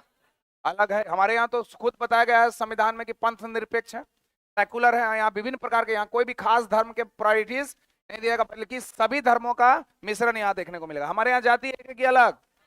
हर एक तरह का जाति, यहीं बैठे हुए हैं कितने सारे जाति लोग, हर एक लिंग जो है वो क्या है, अलग अलग है। स्त्रीलिंग पुल्लिंग है कि नहीं? स्त्रीलिंग पुल्लिंग बोल लीजिए। और एक है कौन? ट्रांसजेंडर, ट्रांसजेंडर भी है, उनको भी अब राजनीति के दर्जा दिया जाने लगा, नहीं दिया जाने लगा है, वो भी होगा। लिंग के आधार पर क्या भेदभाव? तो भारत में सामाजिक विभाजन का आधार क्या हो गया? भाषा, क्या हो गया? संस्कृतियां, क्या हो गया? धर्म, क्या हो गया? जाति, क्या हो गया? लिंग। स्थान भी हो सकता है ना, बहुत सारा चीज हो सकता है। और इसका भूगोल का असर बहुत पड़ता है, भूगोल का। देखिए यहाँ पर आपका इक्वेटर वाला रीजन है, और इक्वेटर वाला रीजन होने के कारण यहाँ तापमान ज्यादा कि कम? तो दक्षिण भारत में तापमान उत्तर भारत की तुलना में, और उत्तर भारत में दक्षिण भारत की तुलना में कम। तो यहाँ के लोग गोरा गोरा ज्यादा होंगे और यहाँ के लोग काला काला ज्यादा होंगे, क्योंकि यहाँ सूर्य का प्रकाश ज्यादा पड़ता है। लेकिन गोरा या काला होना सिर्फ सूर्य के प्रकाश पे डिपेंड नहीं करता, उस पर डिपेंड करता है मेलानिन। त्वचा का रंग होता है किसके द्वारा? मेलानिन। हमारे शरीर में क्या होता है? मेलानिन। अच्छा बताइए आप, एक अमेरिकन कोई है, हाँ बोलिए।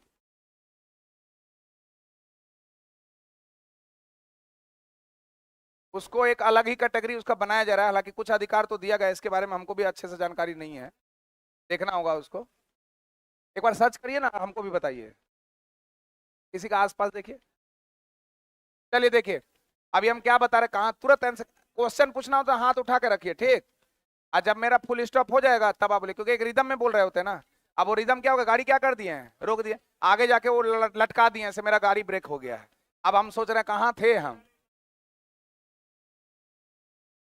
मेलानिन। तो मेलानिन जो है त्वचा का कलर निर्धारित करता है। अमेरिका का मान लीजिए एक आदमी, या किसी को भी अमेरिका का उठा के ले आइए, तो अमेरिका का लोग गोरा होता है कि काला? अब उसको लाके अफ्रीका में खड़ा कर दिया तो काला कोयला बन जाएगा, वो हमेशा गोरा ही लगेगा। उसका मतलब असर गोरा है कौन? मेलानिन। लेकिन उतना चमक नहीं रहेगा जितना अमेरिका में होगा। आप ही अभी जिस तरह का दिखते हैं, चाहिए ना 24 घंटा गांधी मैदान में क्रिकेट खेलते रहिए, शाम में आइए तो आपकी मम्मी पहचाने से इंकार कर देगी लगभग, बोले ये बड़ा करिया हो गया है, नहीं दिखेगा। तो वो एक होता है धूप के कारण, जलवायु के कारण, और एक होता है आपका मेलानिन के कारण। वो डिपेंड करता है वो असर किस पे होता है, ठीक है। तो भारत में सामाजिक विभाजन के क्या आधार हो गए? भाषा, संस्कृति, धर्म, जाति और लिंग। नेक्स्ट, भारत में उत्तरी और दक्षिणी संस्कृति में बड़ा अंतर है, किसके आधार पर? फिर भाषाई नहीं, और भी चीजें हो सकती है, जो जो हम लिखे वो सारा पॉइंट आ जाएगा भाषाई आधार पर। हाँ ओबीसी रख दिया है कुछ राज्यों में, तभी में अभी नहीं दिया है ना। देखिए जैसे मान लीजिए भारत है, तो भारत का ये वाला क्षेत्र जो है, यहाँ पर उत्तर प्रदेश है, इसके यहाँ पर बगल में बिहार है, यहाँ पर झारखंड और इधर वेस्ट बंगाल है, आई वाला पार्ट में हरियाणा है, और इधर पंजाब हरियाणा मिल जाएगा, नहीं मिलेगा। तो ये वाला जब देखिएगा तो ये आपका कौन सा लाइन है?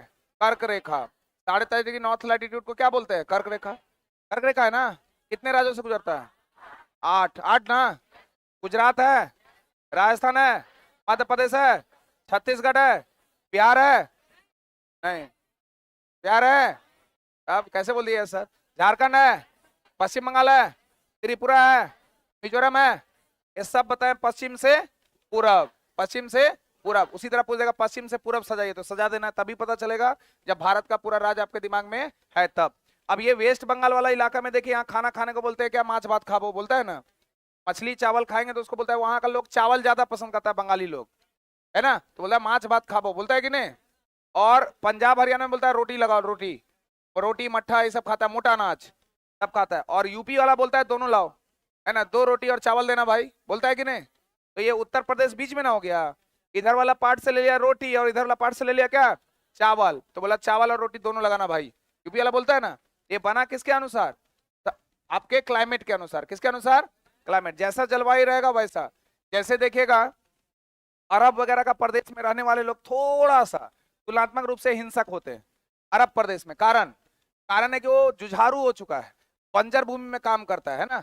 वो आप लोग देखे होंगे, लोहार भाई का एक तो पिक्चर था, कोई बाबा लोहार, हाँ, एक बच्चा रहता है उसमें, अक्षय कुमार शायद रहता है, और बड़ा बड़ा बाल रहता है और उसमें पीटते रहता है लोहा, बाबू लोहार रहता है, तो फौलाद बन जाता है कि नहीं, बन जाता है कि नहीं, नहीं समझे। अच्छा देखिए, मान लीजिए मेरा आदत है एसी में रहने का, ठीक, एसी से बाहर निकलेंगे हमको गरम ठंडा गरम पकड़ लगा कि नहीं, एक मच्छर काटेगा तो लगेगा कि अब जिंदगी क्या हो गया, खत्म। और झुग्गी झोपड़ी में जो रहता है, जो गरीब लोग हैं, वो लोग कभी एसी का प्रयोग किया, कभी मच्छर को भगाने के लिए कॉइल जलाया, उसको मच्छर काटता है तो मच्छर क्या होता है, मर जाता है। आके सांप काटा, सांप क्या हो जाता है, क्योंकि वो सरवाइव कर लिया, खुला बदन घूम रहा है, ठंडा हो गर्मी हो कोई फर्क पड़ता है, हम लोग को फर्क पड़ेगा कि नहीं, क्योंकि हम लोग उस रूप से अपने को क्या कर दिए, ढाल दिए, इसी कारण ऐसा होता है। तो भारत में उत्तरी और दक्षिणी संस्कृति में अंतर भाषा ही नहीं होगा, इसके अलावा और जितना भी पॉइंट लिखे वो सब इसके आधार पर हो जाएगा रे। और उसमें एक महत्वपूर्ण भूमिका होगा किसका, जलवायु का, किसका होगा, जलवायु का।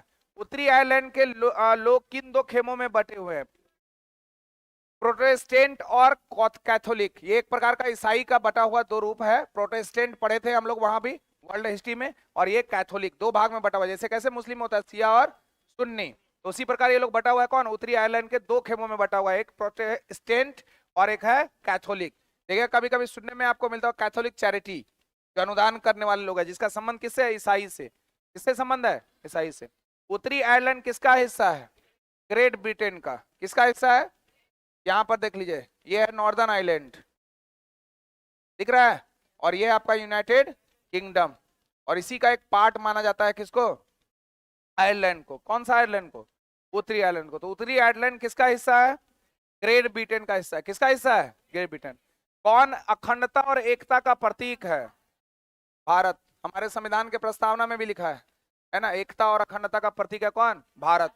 अखंड भारत का निर्माता था कौन, अशोक, नहीं था। अखंड मतलब टुकड़ों में बटा हुआ है, खंड का मतलब होता है टुकड़ों में बटा हुआ है, उसको एक साथ क्या कर दिए, मिला दिए, अखंड हो गया, एक साथ काम करने का। उसमें क्या दिखता है आपको, यूनिटी, आपस में मिलकर चलने की भावना। अभी भी हमारा भारत देखिए, टोटल नंबर ऑफ स्टेट कितने हैं, 28।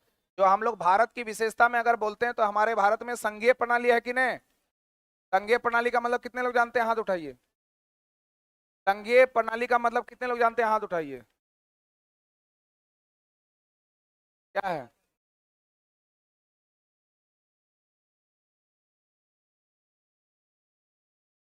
और कौन, हाथ बोलिए।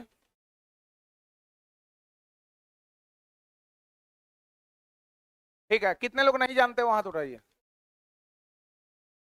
जो हाथ नहीं उठाए वो किधर है भाई, आप लोग रिजल्ट लेना नहीं चाहते हैं, सभी लोग रिजल्ट लेना चाहते हैं। तो अगर नहीं आता है तो हाँ नहीं वाले में हाथ उठाइए, अगर आता है तो हाँ में हाथ भाई। कहीं भी अगर न्यूट्रल एकदम ज्वालामुखी जैसा है, मेरी तो ज्वालामुखी जैसा बैठे हुए, कितने लोगों को नहीं आता है, हाथ उठाइए। अभी भी पूरा नहीं उठाया है सब लोग। अच्छा उठाए रखिए, जिसको जिसको नहीं आता है वहां उठाए रखिए। तो बाद बाकी जो नहीं उठाया मतलब आता है, उसी से क्वेश्चन पूछेंगे, उठाए रखिए, जिसको जिसको नहीं आता उठाए रखिए। तो अब देखिए बढ़ा है, बैठिए, रखिए रखिए रखिए। अरे बीपीएससी के स्टूडेंट है, थोड़ा समझिए, नहीं आता तो हाथ उठाना पड़ेगा ना। अब बोलते हैं पूछेंगे तब धाए से हाथ उठाता, नहीं नहीं हम तो नहीं बताएंगे। संघीय प्रणाली का मतलब होता है कि जो आपका शासन प्रणाली है वो एक दूसरे में बटा हुआ हो, मतलब कि एक हो आपका संघ, मतलब केंद्र के रूप में भी हमारे भारत में काम होता है कि नहीं, राज्य के रूप में काम होता है कि नहीं, और जो स्थानीय निकाय है उसके रूप में काम होता है कि नहीं। जैसे स्थानीय निकाय में पंचायती राज, नगर पालिका काम होता है कि नहीं। तो जब शक्तियों का बंटवारा जहां पर देखने को मिले उसको हम लोग क्या बोलते हैं, संघीय प्रणाली। तो हमारे यहाँ शक्तियों का बंटवारा है कि नहीं, हम लोग खुद देखते हैं सूची कितना, 7, सूची कितना 7। टोटल नंबर ऑफ शेड्यूल कितने हैं? अरे अनुसूचियों की संख्या कितनी है? शेड्यूल मतलब अनुसूची, ये भी नहीं पता, इतना इंग्लिश कमजोर है। ऐसे हम लोग भी बिहार मतलब हिंदी मीडियम ही पढ़े हैं, लेकिन शेड्यूल तो सुने ही होंगे। अच्छा कोई बात नहीं। अनुसूचियों की संख्या कितना? 12। मूल संविधान में कितना? 8। 12 अनुसूची किसको किसको याद है? हाथ उठाइए, नीचे करिए। किसको किसको याद नहीं है वो हाथ उठाइए। हाथ उठा के रखिएगा तो आपको याद है, बोलिए। आप नहीं, वो बॉयज। हाँ नीचे कर लीजिए, बोलिए, स्टार्ट करिए। हाँ और क्या, शुरू से। सब लोग शांत रहिए, शांत रहिए। पूरा बता देंगे तो ताली मारिएगा। हाँ बोलिए।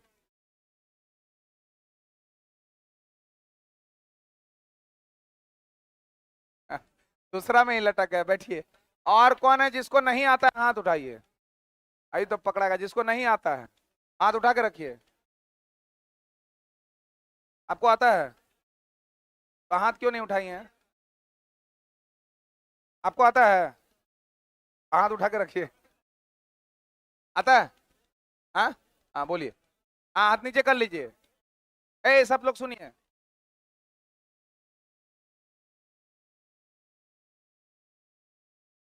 वो दूसरा में क्या बोले?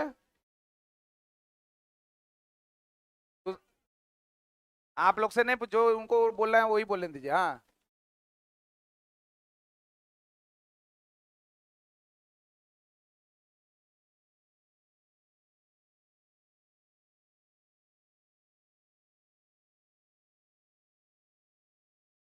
बैठिए। और कोई बोलना चाहते हैं अपने मन से? हाँ बोलिए आप।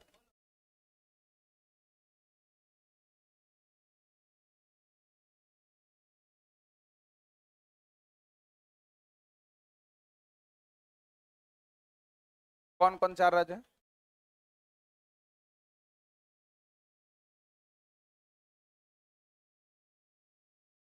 काय बता रहे हैं? आप ही खड़े हो जाइए फिर। ओके। और एक राज। हाँ तो जो बात कर रहे हैं उनको भी अभी उठाएंगे, हम देख रहे हैं।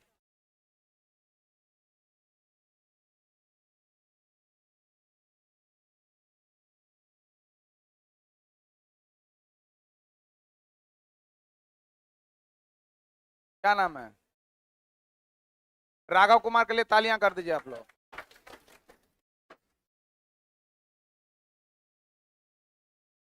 ताली मारते हैं तो बुरा नहीं लगता है? आपको नहीं आता है, इनको आता है।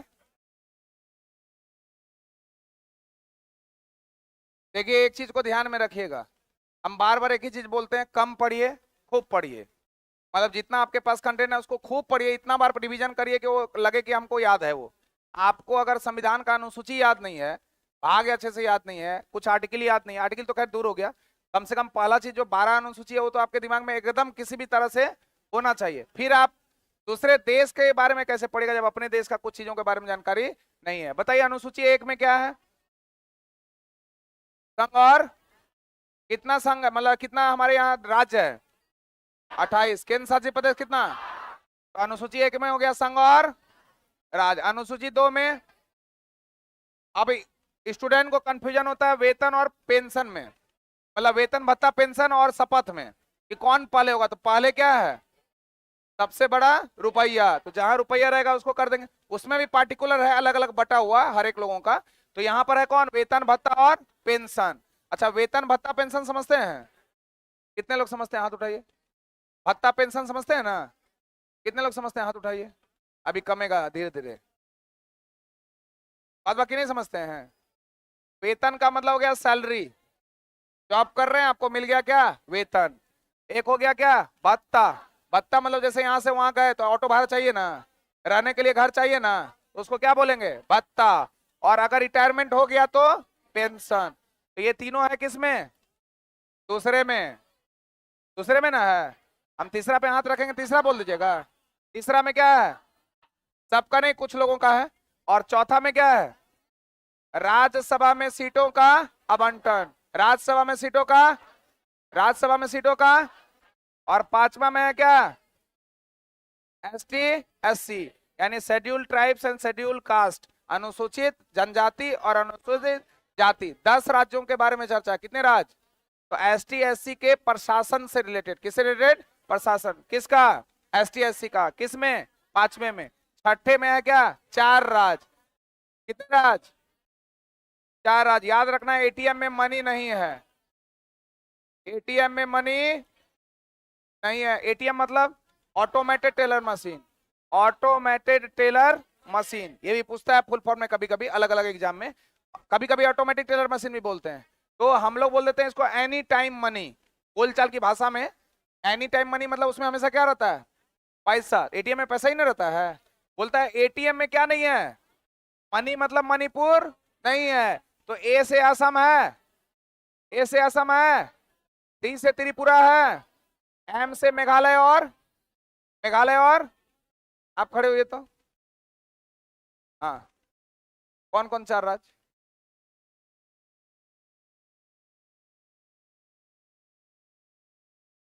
बैठिए, बच गए। ए से क्या हो गया? असम। टी से क्या हो गया? त्रिपुरा। एम से क्या हो गया? मेघालय। और एम से क्या हो गया? आपको दिमाग में आएगा अच्छा एम से तो मणिपुर भी है, लेकिन पहले लिख दिया एटीएम में मनी, तो मणिपुर होगा। असम है, मेघालय है, मणिपुर है, मणिपुर है, त्रिपुरा है, मेघालय, मिजोरम, असम, त्रिपुरा, मणिपुर नहीं है। तो एटीएम में मनी नहीं है, मतलब जो असम, त्रिपुरा, मेघालय, मिजोरम है, इसके जनजाति क्षेत्र के प्रशासन के बारे में चर्चा है। किसमें? 6 में। 7 में है केंद्र और राज्य के बीच शक्तियों का बंटवारा। तो 100 से शक्ति, 100 से 7, 100 से शक्ति, 100 से, तो शक्तियों का बंटवारा किसमें? तो केंद्र और राज्य के बीच ना। और इसी में है लिस्ट। इसी में क्या है? लिस्ट मतलब क्या? सूची। और सूची कितना प्रकार का? 3। कौन कौन? संघ सूची, राज्य सूची और समवर्ती सूची, यही ना। तो जो कानून केंद्र पर बनाएगा वो कौन? संघ। जो राज्य पे बनाएगा कौन? और जो केंद्र और राज्य दोनों में बनाएगा कौन? तो संघ सूची में कुल विषयों की संख्या कितना? 100। राज्य सूची में, और समवर्ती में, तो बताइए पहला में क्या था? संघ और राज्य। दूसरा में क्या था?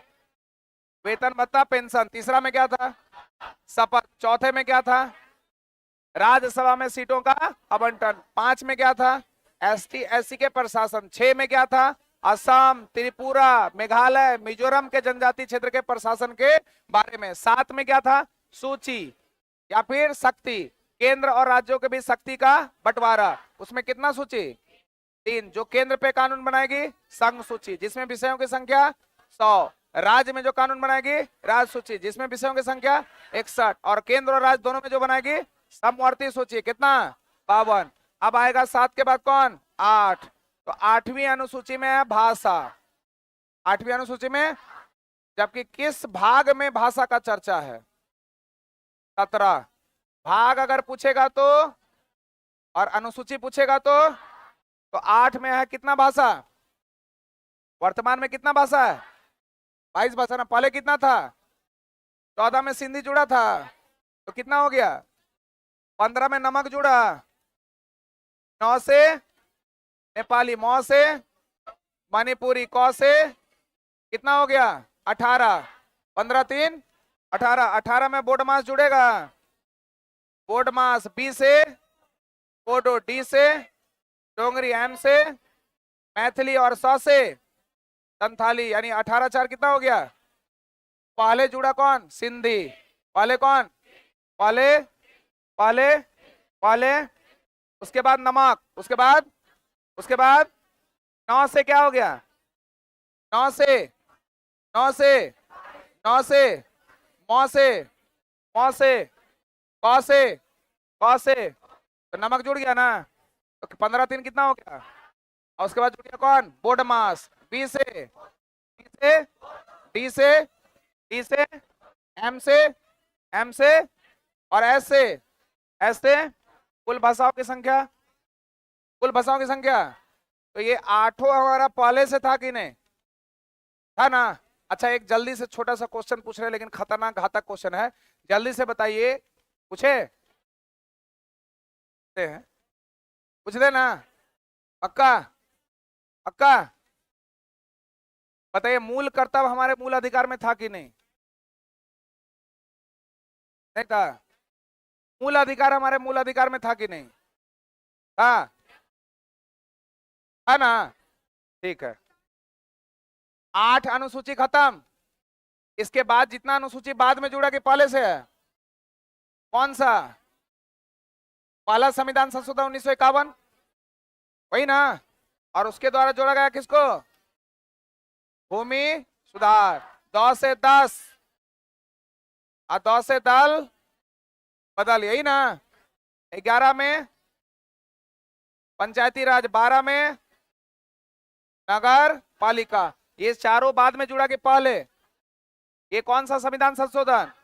पहला। ये कौन सा? 52वां संविधान संशोधन 1985। पहला संविधान संशोधन 1951। 73वां संविधान संशोधन 1992। लागू हुआ कब? 93। और ये 74वां संविधान संशोधन 1992 लागू हुआ कब? 93। यही था ना? ये चारों पहले से था कि बाद में जुड़ा? ये टोटल अनुसूची याद हुआ?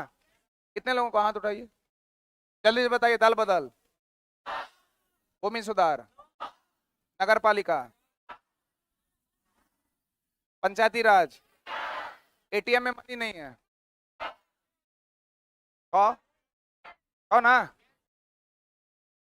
10 राज्यों में एसटी एससी के प्रशासन का क्षेत्र, शपथ, वेतन भत्ता पेंशन, याद है मतलब? चलिए आगे बढ़ते। तो कौन अखंडता और एकता का प्रतीक है? भारत। संविधान के किस अनुच्छेद के तहत देश में सामाजिक व्यवस्था के छिन्न भिन्न करने का प्रयास करना सजा योग्य अपराध है? आर्टिकल 38। और 38 विषय है डीपीएसपी का, directive principle of state policy, राज्य के नीति निर्देशक तत्व, जिसमें 3 प्रकार के न्याय की चर्चा किया है 38 में, यही ना? कौन कौन न्याय था? सामाजिक न्याय और आर्थिक न्याय और राजनीतिक न्याय। याद कीजिए कि ये तीनों न्याय और भी कहीं पढ़े हैं प्रस्तावना में, उद्देशिका में पढ़े थे, प्रस्तावना में पढ़े ना? कितना प्रकार का न्याय? 3 प्रकार का न्याय, 3 प्रकार का ना? तो डीपीएसपी कितना भाग में है? डीपीएसपी कितना में? अगर पूछेगा भाग कितना, आर्टिकल कितना?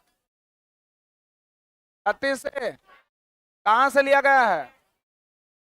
कहां से लिया गया है? इसी को बोलते हैं कल्याणकारी राज्य की अवधारणा। कल्याणकारी राज्य की एकदम डिट्टो ऐसे ही क्वेश्चन यूपीएससी में पूछा हुआ था कि कंसेप्ट ऑफ वेलफेयर स्टेट का अवधारणा जो है ये कहां से मिलता है? तो भाग 4। भाग कितना? 4। कल्याणकारी राज्य की अवधारणा भाग कितना? 4। इसमें कुल आर्टिकल 36 से कितना तक है? 36 से। कितने लोगों को याद है 36 से 51? हाथ उठाइए, बोलिए, खड़ा होइए, बोलिए। 36 में 35 भूल गए? 35 में क्या है? बैठिए। अब आप जो जानते हैं वो थोड़े हमको जानना है, जो हम पूछ रहे हैं वो आपको बताना है। और कोई बताएंगे? हाँ बोलिए। रुक जाइए आप, और कोई है? नहीं, बोलिए।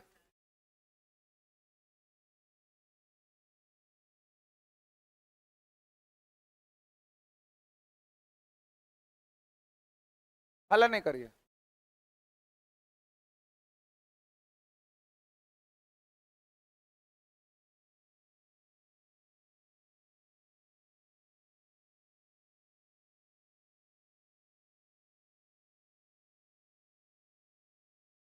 शिक्षा और स्वास्थ्य कुछ दशाओं में। हाँ, आगे बैठिए। ठीक है, ठीक है, बहुत अच्छा। देखिए 36 में है राज्य की परिभाषा, डेफिनेशन ऑफ स्टेट है ना? आर्टिकल 36 में है ना? आर्टिकल 12 में राज्य की परिभाषा है, 36 में है, 152 में है, नहीं है। तो आर्टिकल 36 में क्या है? राज्य की परिभाषा। 37 में डीपीएसपी को न्यायालय में चुनौती, यानी कोई भी मुद्दा आप जाकर न्यायालय में जाएगा, न्यायालय वाला आपको भगा देगा, चल भाग, क्योंकि ये न्यायालय में चुनौती योग्य है ही नहीं, वाद योग्य विषय है ही नहीं। फंडामेंटल राइट में कुछ भी होगा तो आर्टिकल 32 के तहत कहाँ? Supreme court. 226 के तहत कहाँ? High court. लेकिन यहाँ पर जैसे होगा तुरंत मार के आपको भगा दे, कोई अधिकार सुनवाई नहीं होगा, क्योंकि न्यायालय में चुनौती योग्य बात है ही नहीं। 38 में कितना प्रकार का समानता? 3। सामाजिक है, आर्थिक है, राजनीतिक है। देखिए कुछ लोग बोल नहीं रहे हैं, कुछ लोग को तो याद है, बस वो बोलने का साहस नहीं कर रहे हैं, लेकिन हमको पता है याद है। अब कुछ लोग ऐसे हैं जिनको याद नहीं है, वो बोल भी नहीं रहे, चुपचाप बैठे हुए हैं, तो गड़बड़ है, बोलना पड़ेगा, नहीं तो याद नहीं होगा, ऐसे ही रह जाएगा। तो 36 में क्या था? 36 में क्या है? 36 में क्या है? और डीपीएसपी को न्यायालय में चुनौती दे सकते हैं? किसमें है? किसमें है? किसमें है? और 38 में कितना प्रकार का न्याय है? कौन कौन? 39 में बहुत सारा पॉइंट है, एक पॉइंट का चर्चा करें। 39 का डी, समान कार्य के लिए समान, समान कार्य के लिए समान वेतन मिलेगा कि नहीं? कितना में? 39 का डी। 39 का। और गांधीवादी योजना से संबंधित है कौन? 40। ग्राम पंचायत का गठन, तो ग्राम पंचायत का गठन कितना में? ग्राम पंचायत का गठन 41 में है कि कुछ दशाओं में, कुछ दशाओं में काम, शिक्षा और लोक कल्याण के लिए जो काम किया जाएगा ना, उससे संबंधित अधिकार कितना में? कितना में है? कितना में है? कितना में है? ग्राम पंचायत बोलिए तो। ग्राम पंचायत 3 प्रकार का न्याय, 3 प्रकार का न्याय, और न्यायालय में चुनौती इसको नहीं दे सकते हैं। कितना? 12 में क्या है? 36 में क्या है? 152 में क्या है? ठीक है। 42 में प्रसूति सहायता, कौन सा? प्रसूति सहायता। जैसे मान लीजिए जो प्रेग्नेंट महिला है, जो गर्भवती महिला है, उनको विभिन्न प्रकार की सुविधाएं लैस करेगी कौन? राज्य। तो याद रखिएगा ये डीपीएसपी जो है, ये पावर दिया है किसको? राज्य को। राज्य काम कराएगा। ये कौन राज्य काम कराएगा? ये जिसका है वो राज्य काम कराएगा। डीपीएसपी में कोई किसको पावर दिया है? राज्य को। फंडामेंटल राइट में नागरिक को दिया है, किसको? नागरिक मतलब व्यक्ति बोलना ज्यादा आसान है कि नागरिक सिर्फ भारतीय नागरिक हो गया, विदेशियों को भी तो कुछ अधिकार प्रदान है, तो हम लोग बोलेंगे किसको दिया है? व्यक्ति को। तो फंडामेंटल राइट पावरफुल किसको बनाया? बोलते ही नहीं है, व्यक्ति को। डीपीएसपी पावरफुल किसको बनाया? राज्य को। तो ये राज्य का फर्ज होगा कि प्रसूति सहायता करे। किसका फर्ज होगा? अगर नहीं करेगा तो आप न्यायालय में घसीट दीजिएगा। कैसे? क्यों? क्योंकि आर्टिकल 37 कहता है कि न्यायालय में योग्य बात नहीं है, इसीलिए ना नहीं। 43 में कुटीर उद्योग है, जो इंपोर्टेंट है वही हम लिख रहे हैं, बाद में घर में पढ़िएगा आप। कुटीर उद्योग है। 44 में यूसीसी है, यूसीसी यूनिफॉर्म सिविल कोड, समान सिविल संहिता, समान सिविल संहिता कितना में है? कितना में? कुटीर उद्योग, कुटीर उद्योग, समान सिविल संहिता। तो बताइए समान सिविल संहिता पहले से कहां पर था? गोवा में। अभी लागू कहां हुआ? कहां पर? 45 में क्या है? शिक्षा का अधिकार। हाँ, शिक्षा का अधिकार 6 से 14 नहीं, स्पीड हो रहा है। शिक्षा का अधिकार है ना, कितना वर्ष तक के लिए? और उसमें पढ़े थे 6 से 14 वर्ष, 21 का ए में, याद आ रहा है? तीनों पढ़े हैं ना? आप लोग का होमवर्क शायद दिए होंगे, नहीं दिए तो देख लीजिएगा। 21 का ए और आर्टिकल 51 का ए, 51 का ए का 11वां पॉइंट 86वां संविधान संशोधन के द्वारा जो जोड़ा गया, इन दोनों को गौर से देखिएगा, अच्छे से देख लीजिएगा। उसके बाद आर्टिकल किसको देखेगा? 45 को। और दोनों में अंतर हमको कल बताइएगा, ठीक? कि क्या अंतर है उसमें, अभी नहीं बोलना है, अंतर उस समय दिखाना है। 45 में क्या हो गया? शिक्षा। 46 में है किसका? एसटी एससी का, यानी अनुसूचित जाति या जनजाति का जो क्षेत्र है उनसे संबंधित है बातें। किसमें? 46 में। किसमें है? 46 में। 47 में क्या है? पोषाहार, पोषाहार। इसको ऐसे याद रखना है कि भारत आजाद हुआ कब? भारत आजाद हुआ कब? उससे पहले तो हम लोग गुलाम थे ना, तो गुलाम थे किसका? मार मार के हम लोग को ठीक कर दिया होगा, अच्छा अच्छा खाने देता होगा। अरे अभी जितना अच्छा मन करता है चिकन तो ये वो खा लेते होंगे, उस समय में घूम लेते होंगे इधर उधर, तो मार मार के एकदम सोटा से ठीक कर देता होगा कि नहीं? तो हम लोग का स्थिति अच्छा था कि खराब? तो जैसे ही हम लोग आजाद होंगे, बाप रे बाप, तुरंत एकदम तुरंत अभी आजाद हुए, लाओ खाने के लिए, नहीं होगा। अगर मान लीजिए 1 सप्ताह से आपको भूखा रख दें तो खाने पे टूटिएगा कि नहीं? स्पीड हो रहा है ना? अच्छा, अगर मान लीजिए कि आपको बंद करके रखा जाए, अब इस पे ठीक है, अगर आपको बंद करके कहीं पर रखा जाए और एक सप्ताह एक महीना के बाद छोड़ दिया जाए और खाना बहुत सारा अच्छा अच्छा अगर पकवान बना हुआ रहे, टूट पड़िएगा कि नहीं? लगेगा जिंदगी में कभी खाए ही नहीं। तो हम लोग का सिचुएशन वही था। हम लोग आजाद हुए 1900, ये भी नहीं बोल रहे हैं, देखिए वीर कुंवर सिंह को याद कीजिए, आप अपने को याद कीजिए। वीर कुंवर सिंह 80 साल का ना, तो हम लोग आजाद हुए कब? तो आजादी के बाद हम लोग को खाना था कि नहीं? तो पोषण आहार पे ध्यान देने लगे कि नहीं?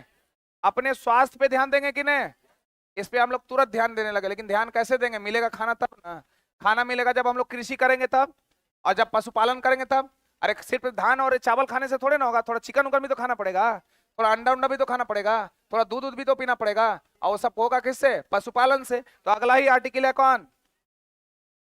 48 में कृषि प्लस, ऐसे याद करिएगा तो जिंदगी में कभी गलत नहीं होगा।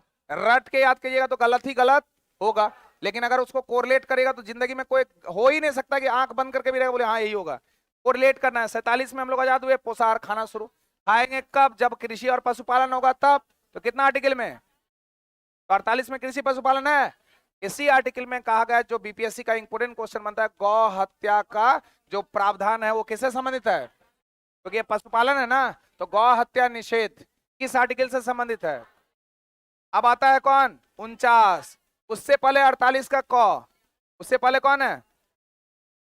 48 का क। इसमें बोला है पर्यावरण संरक्षण। क्या बोला है? पर्यावरण में रहने वाले जितने भी वन जीव वगैरह होगा, पशु पक्षी, उसका क्या करना है? संरक्षण करना है। किसमें? तभी ना मार के खाएंगे। हाँ सर, है ना? समझने के लिए, इसका वास्तविक जीवन से कोई लेना देना नहीं है, सभी पात्र काल्पनिक है। 47 में देश आजाद हुआ, पोषाहार का जरूरत था, खाना वाना खाने लगे जब कृषि पशुपालन करेंगे, और कृषि पशुपालन बचा रहेगा जब उसको प्रोटेक्ट करेंगे ना, तो पर्यावरण संरक्षण 48 का क। अब आ गया कौन? 49। जितना भी सार्वजनिक क्षेत्र का चीज है उसको क्या करना है? सुरक्षित रखना है। तो सार्वजनिक चीजों को, चाहे वो स्मारक हो, चाहे वो भवन हो, या कोई भी चीज हो, सार्वजनिक चीजों को क्या करना है? सुरक्षित। जैसे गोलघर, गोलघर में देखिए सुरक्षित पहले था नहीं था, जो ज्यादा था गुटखा खाया फेंक दिया, वहां पर लाल लाल हो गया था पूरा गोलघर। तो जब कोई जाता था तो बोलता था इसका कलर कैसा दिख रहा है? लाल। बाद में पता चला गुटखा का असर है कि लाल दिख रहा है। बाद में अब उसको पोचारा करके अभी पैसा लेता है कि नहीं? अब पहले जाता था कोई भी चढ़ गया कोई भी उतर गया, अब कोई जाएगा तो चढ़ेगा ऐसे, क्या देगा उसके लिए? पैसा। तो देख रेख होना चाहिए कि नहीं? तो सार्वजनिक चीजों का, स्मारक भवन का देख रेख कितना में है? 49। अब 50 में न्यायपालिका का कार्यपालिका से पृथक्करण, यानी कि जो हमारी कार्यपालिका एग्जीक्यूटिव है, इसका न्यायपालिका से क्या होगा? अलग रखा गया है ना। जो एग्जीक्यूटिव पावर है उसको न्यायपालिका से क्या रखा गया? अलग। अगर दोनों मिल जाएगा तो एक काम कुछ भी करेगा, बोलेगा नहीं ठीक ही किया है, तो गड़बड़ हो जाएगा ना।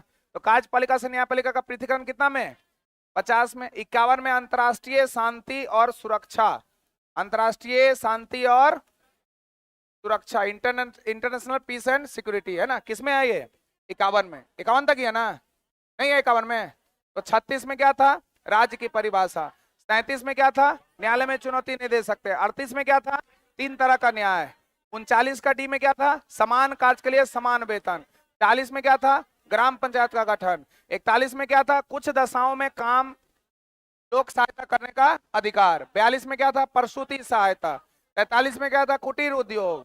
44 में क्या था? यूनिफॉर्म सिविल कोड, यूसीसी, यही था ना। 45 में था शिक्षा का अधिकार, राइट टू एजुकेशन। 46 में है एसटी एससी। 45 में है पोषाहार स्वास्थ्य को लेकर। 48 में है कृषि पशुपालन। 48 का कौन में है?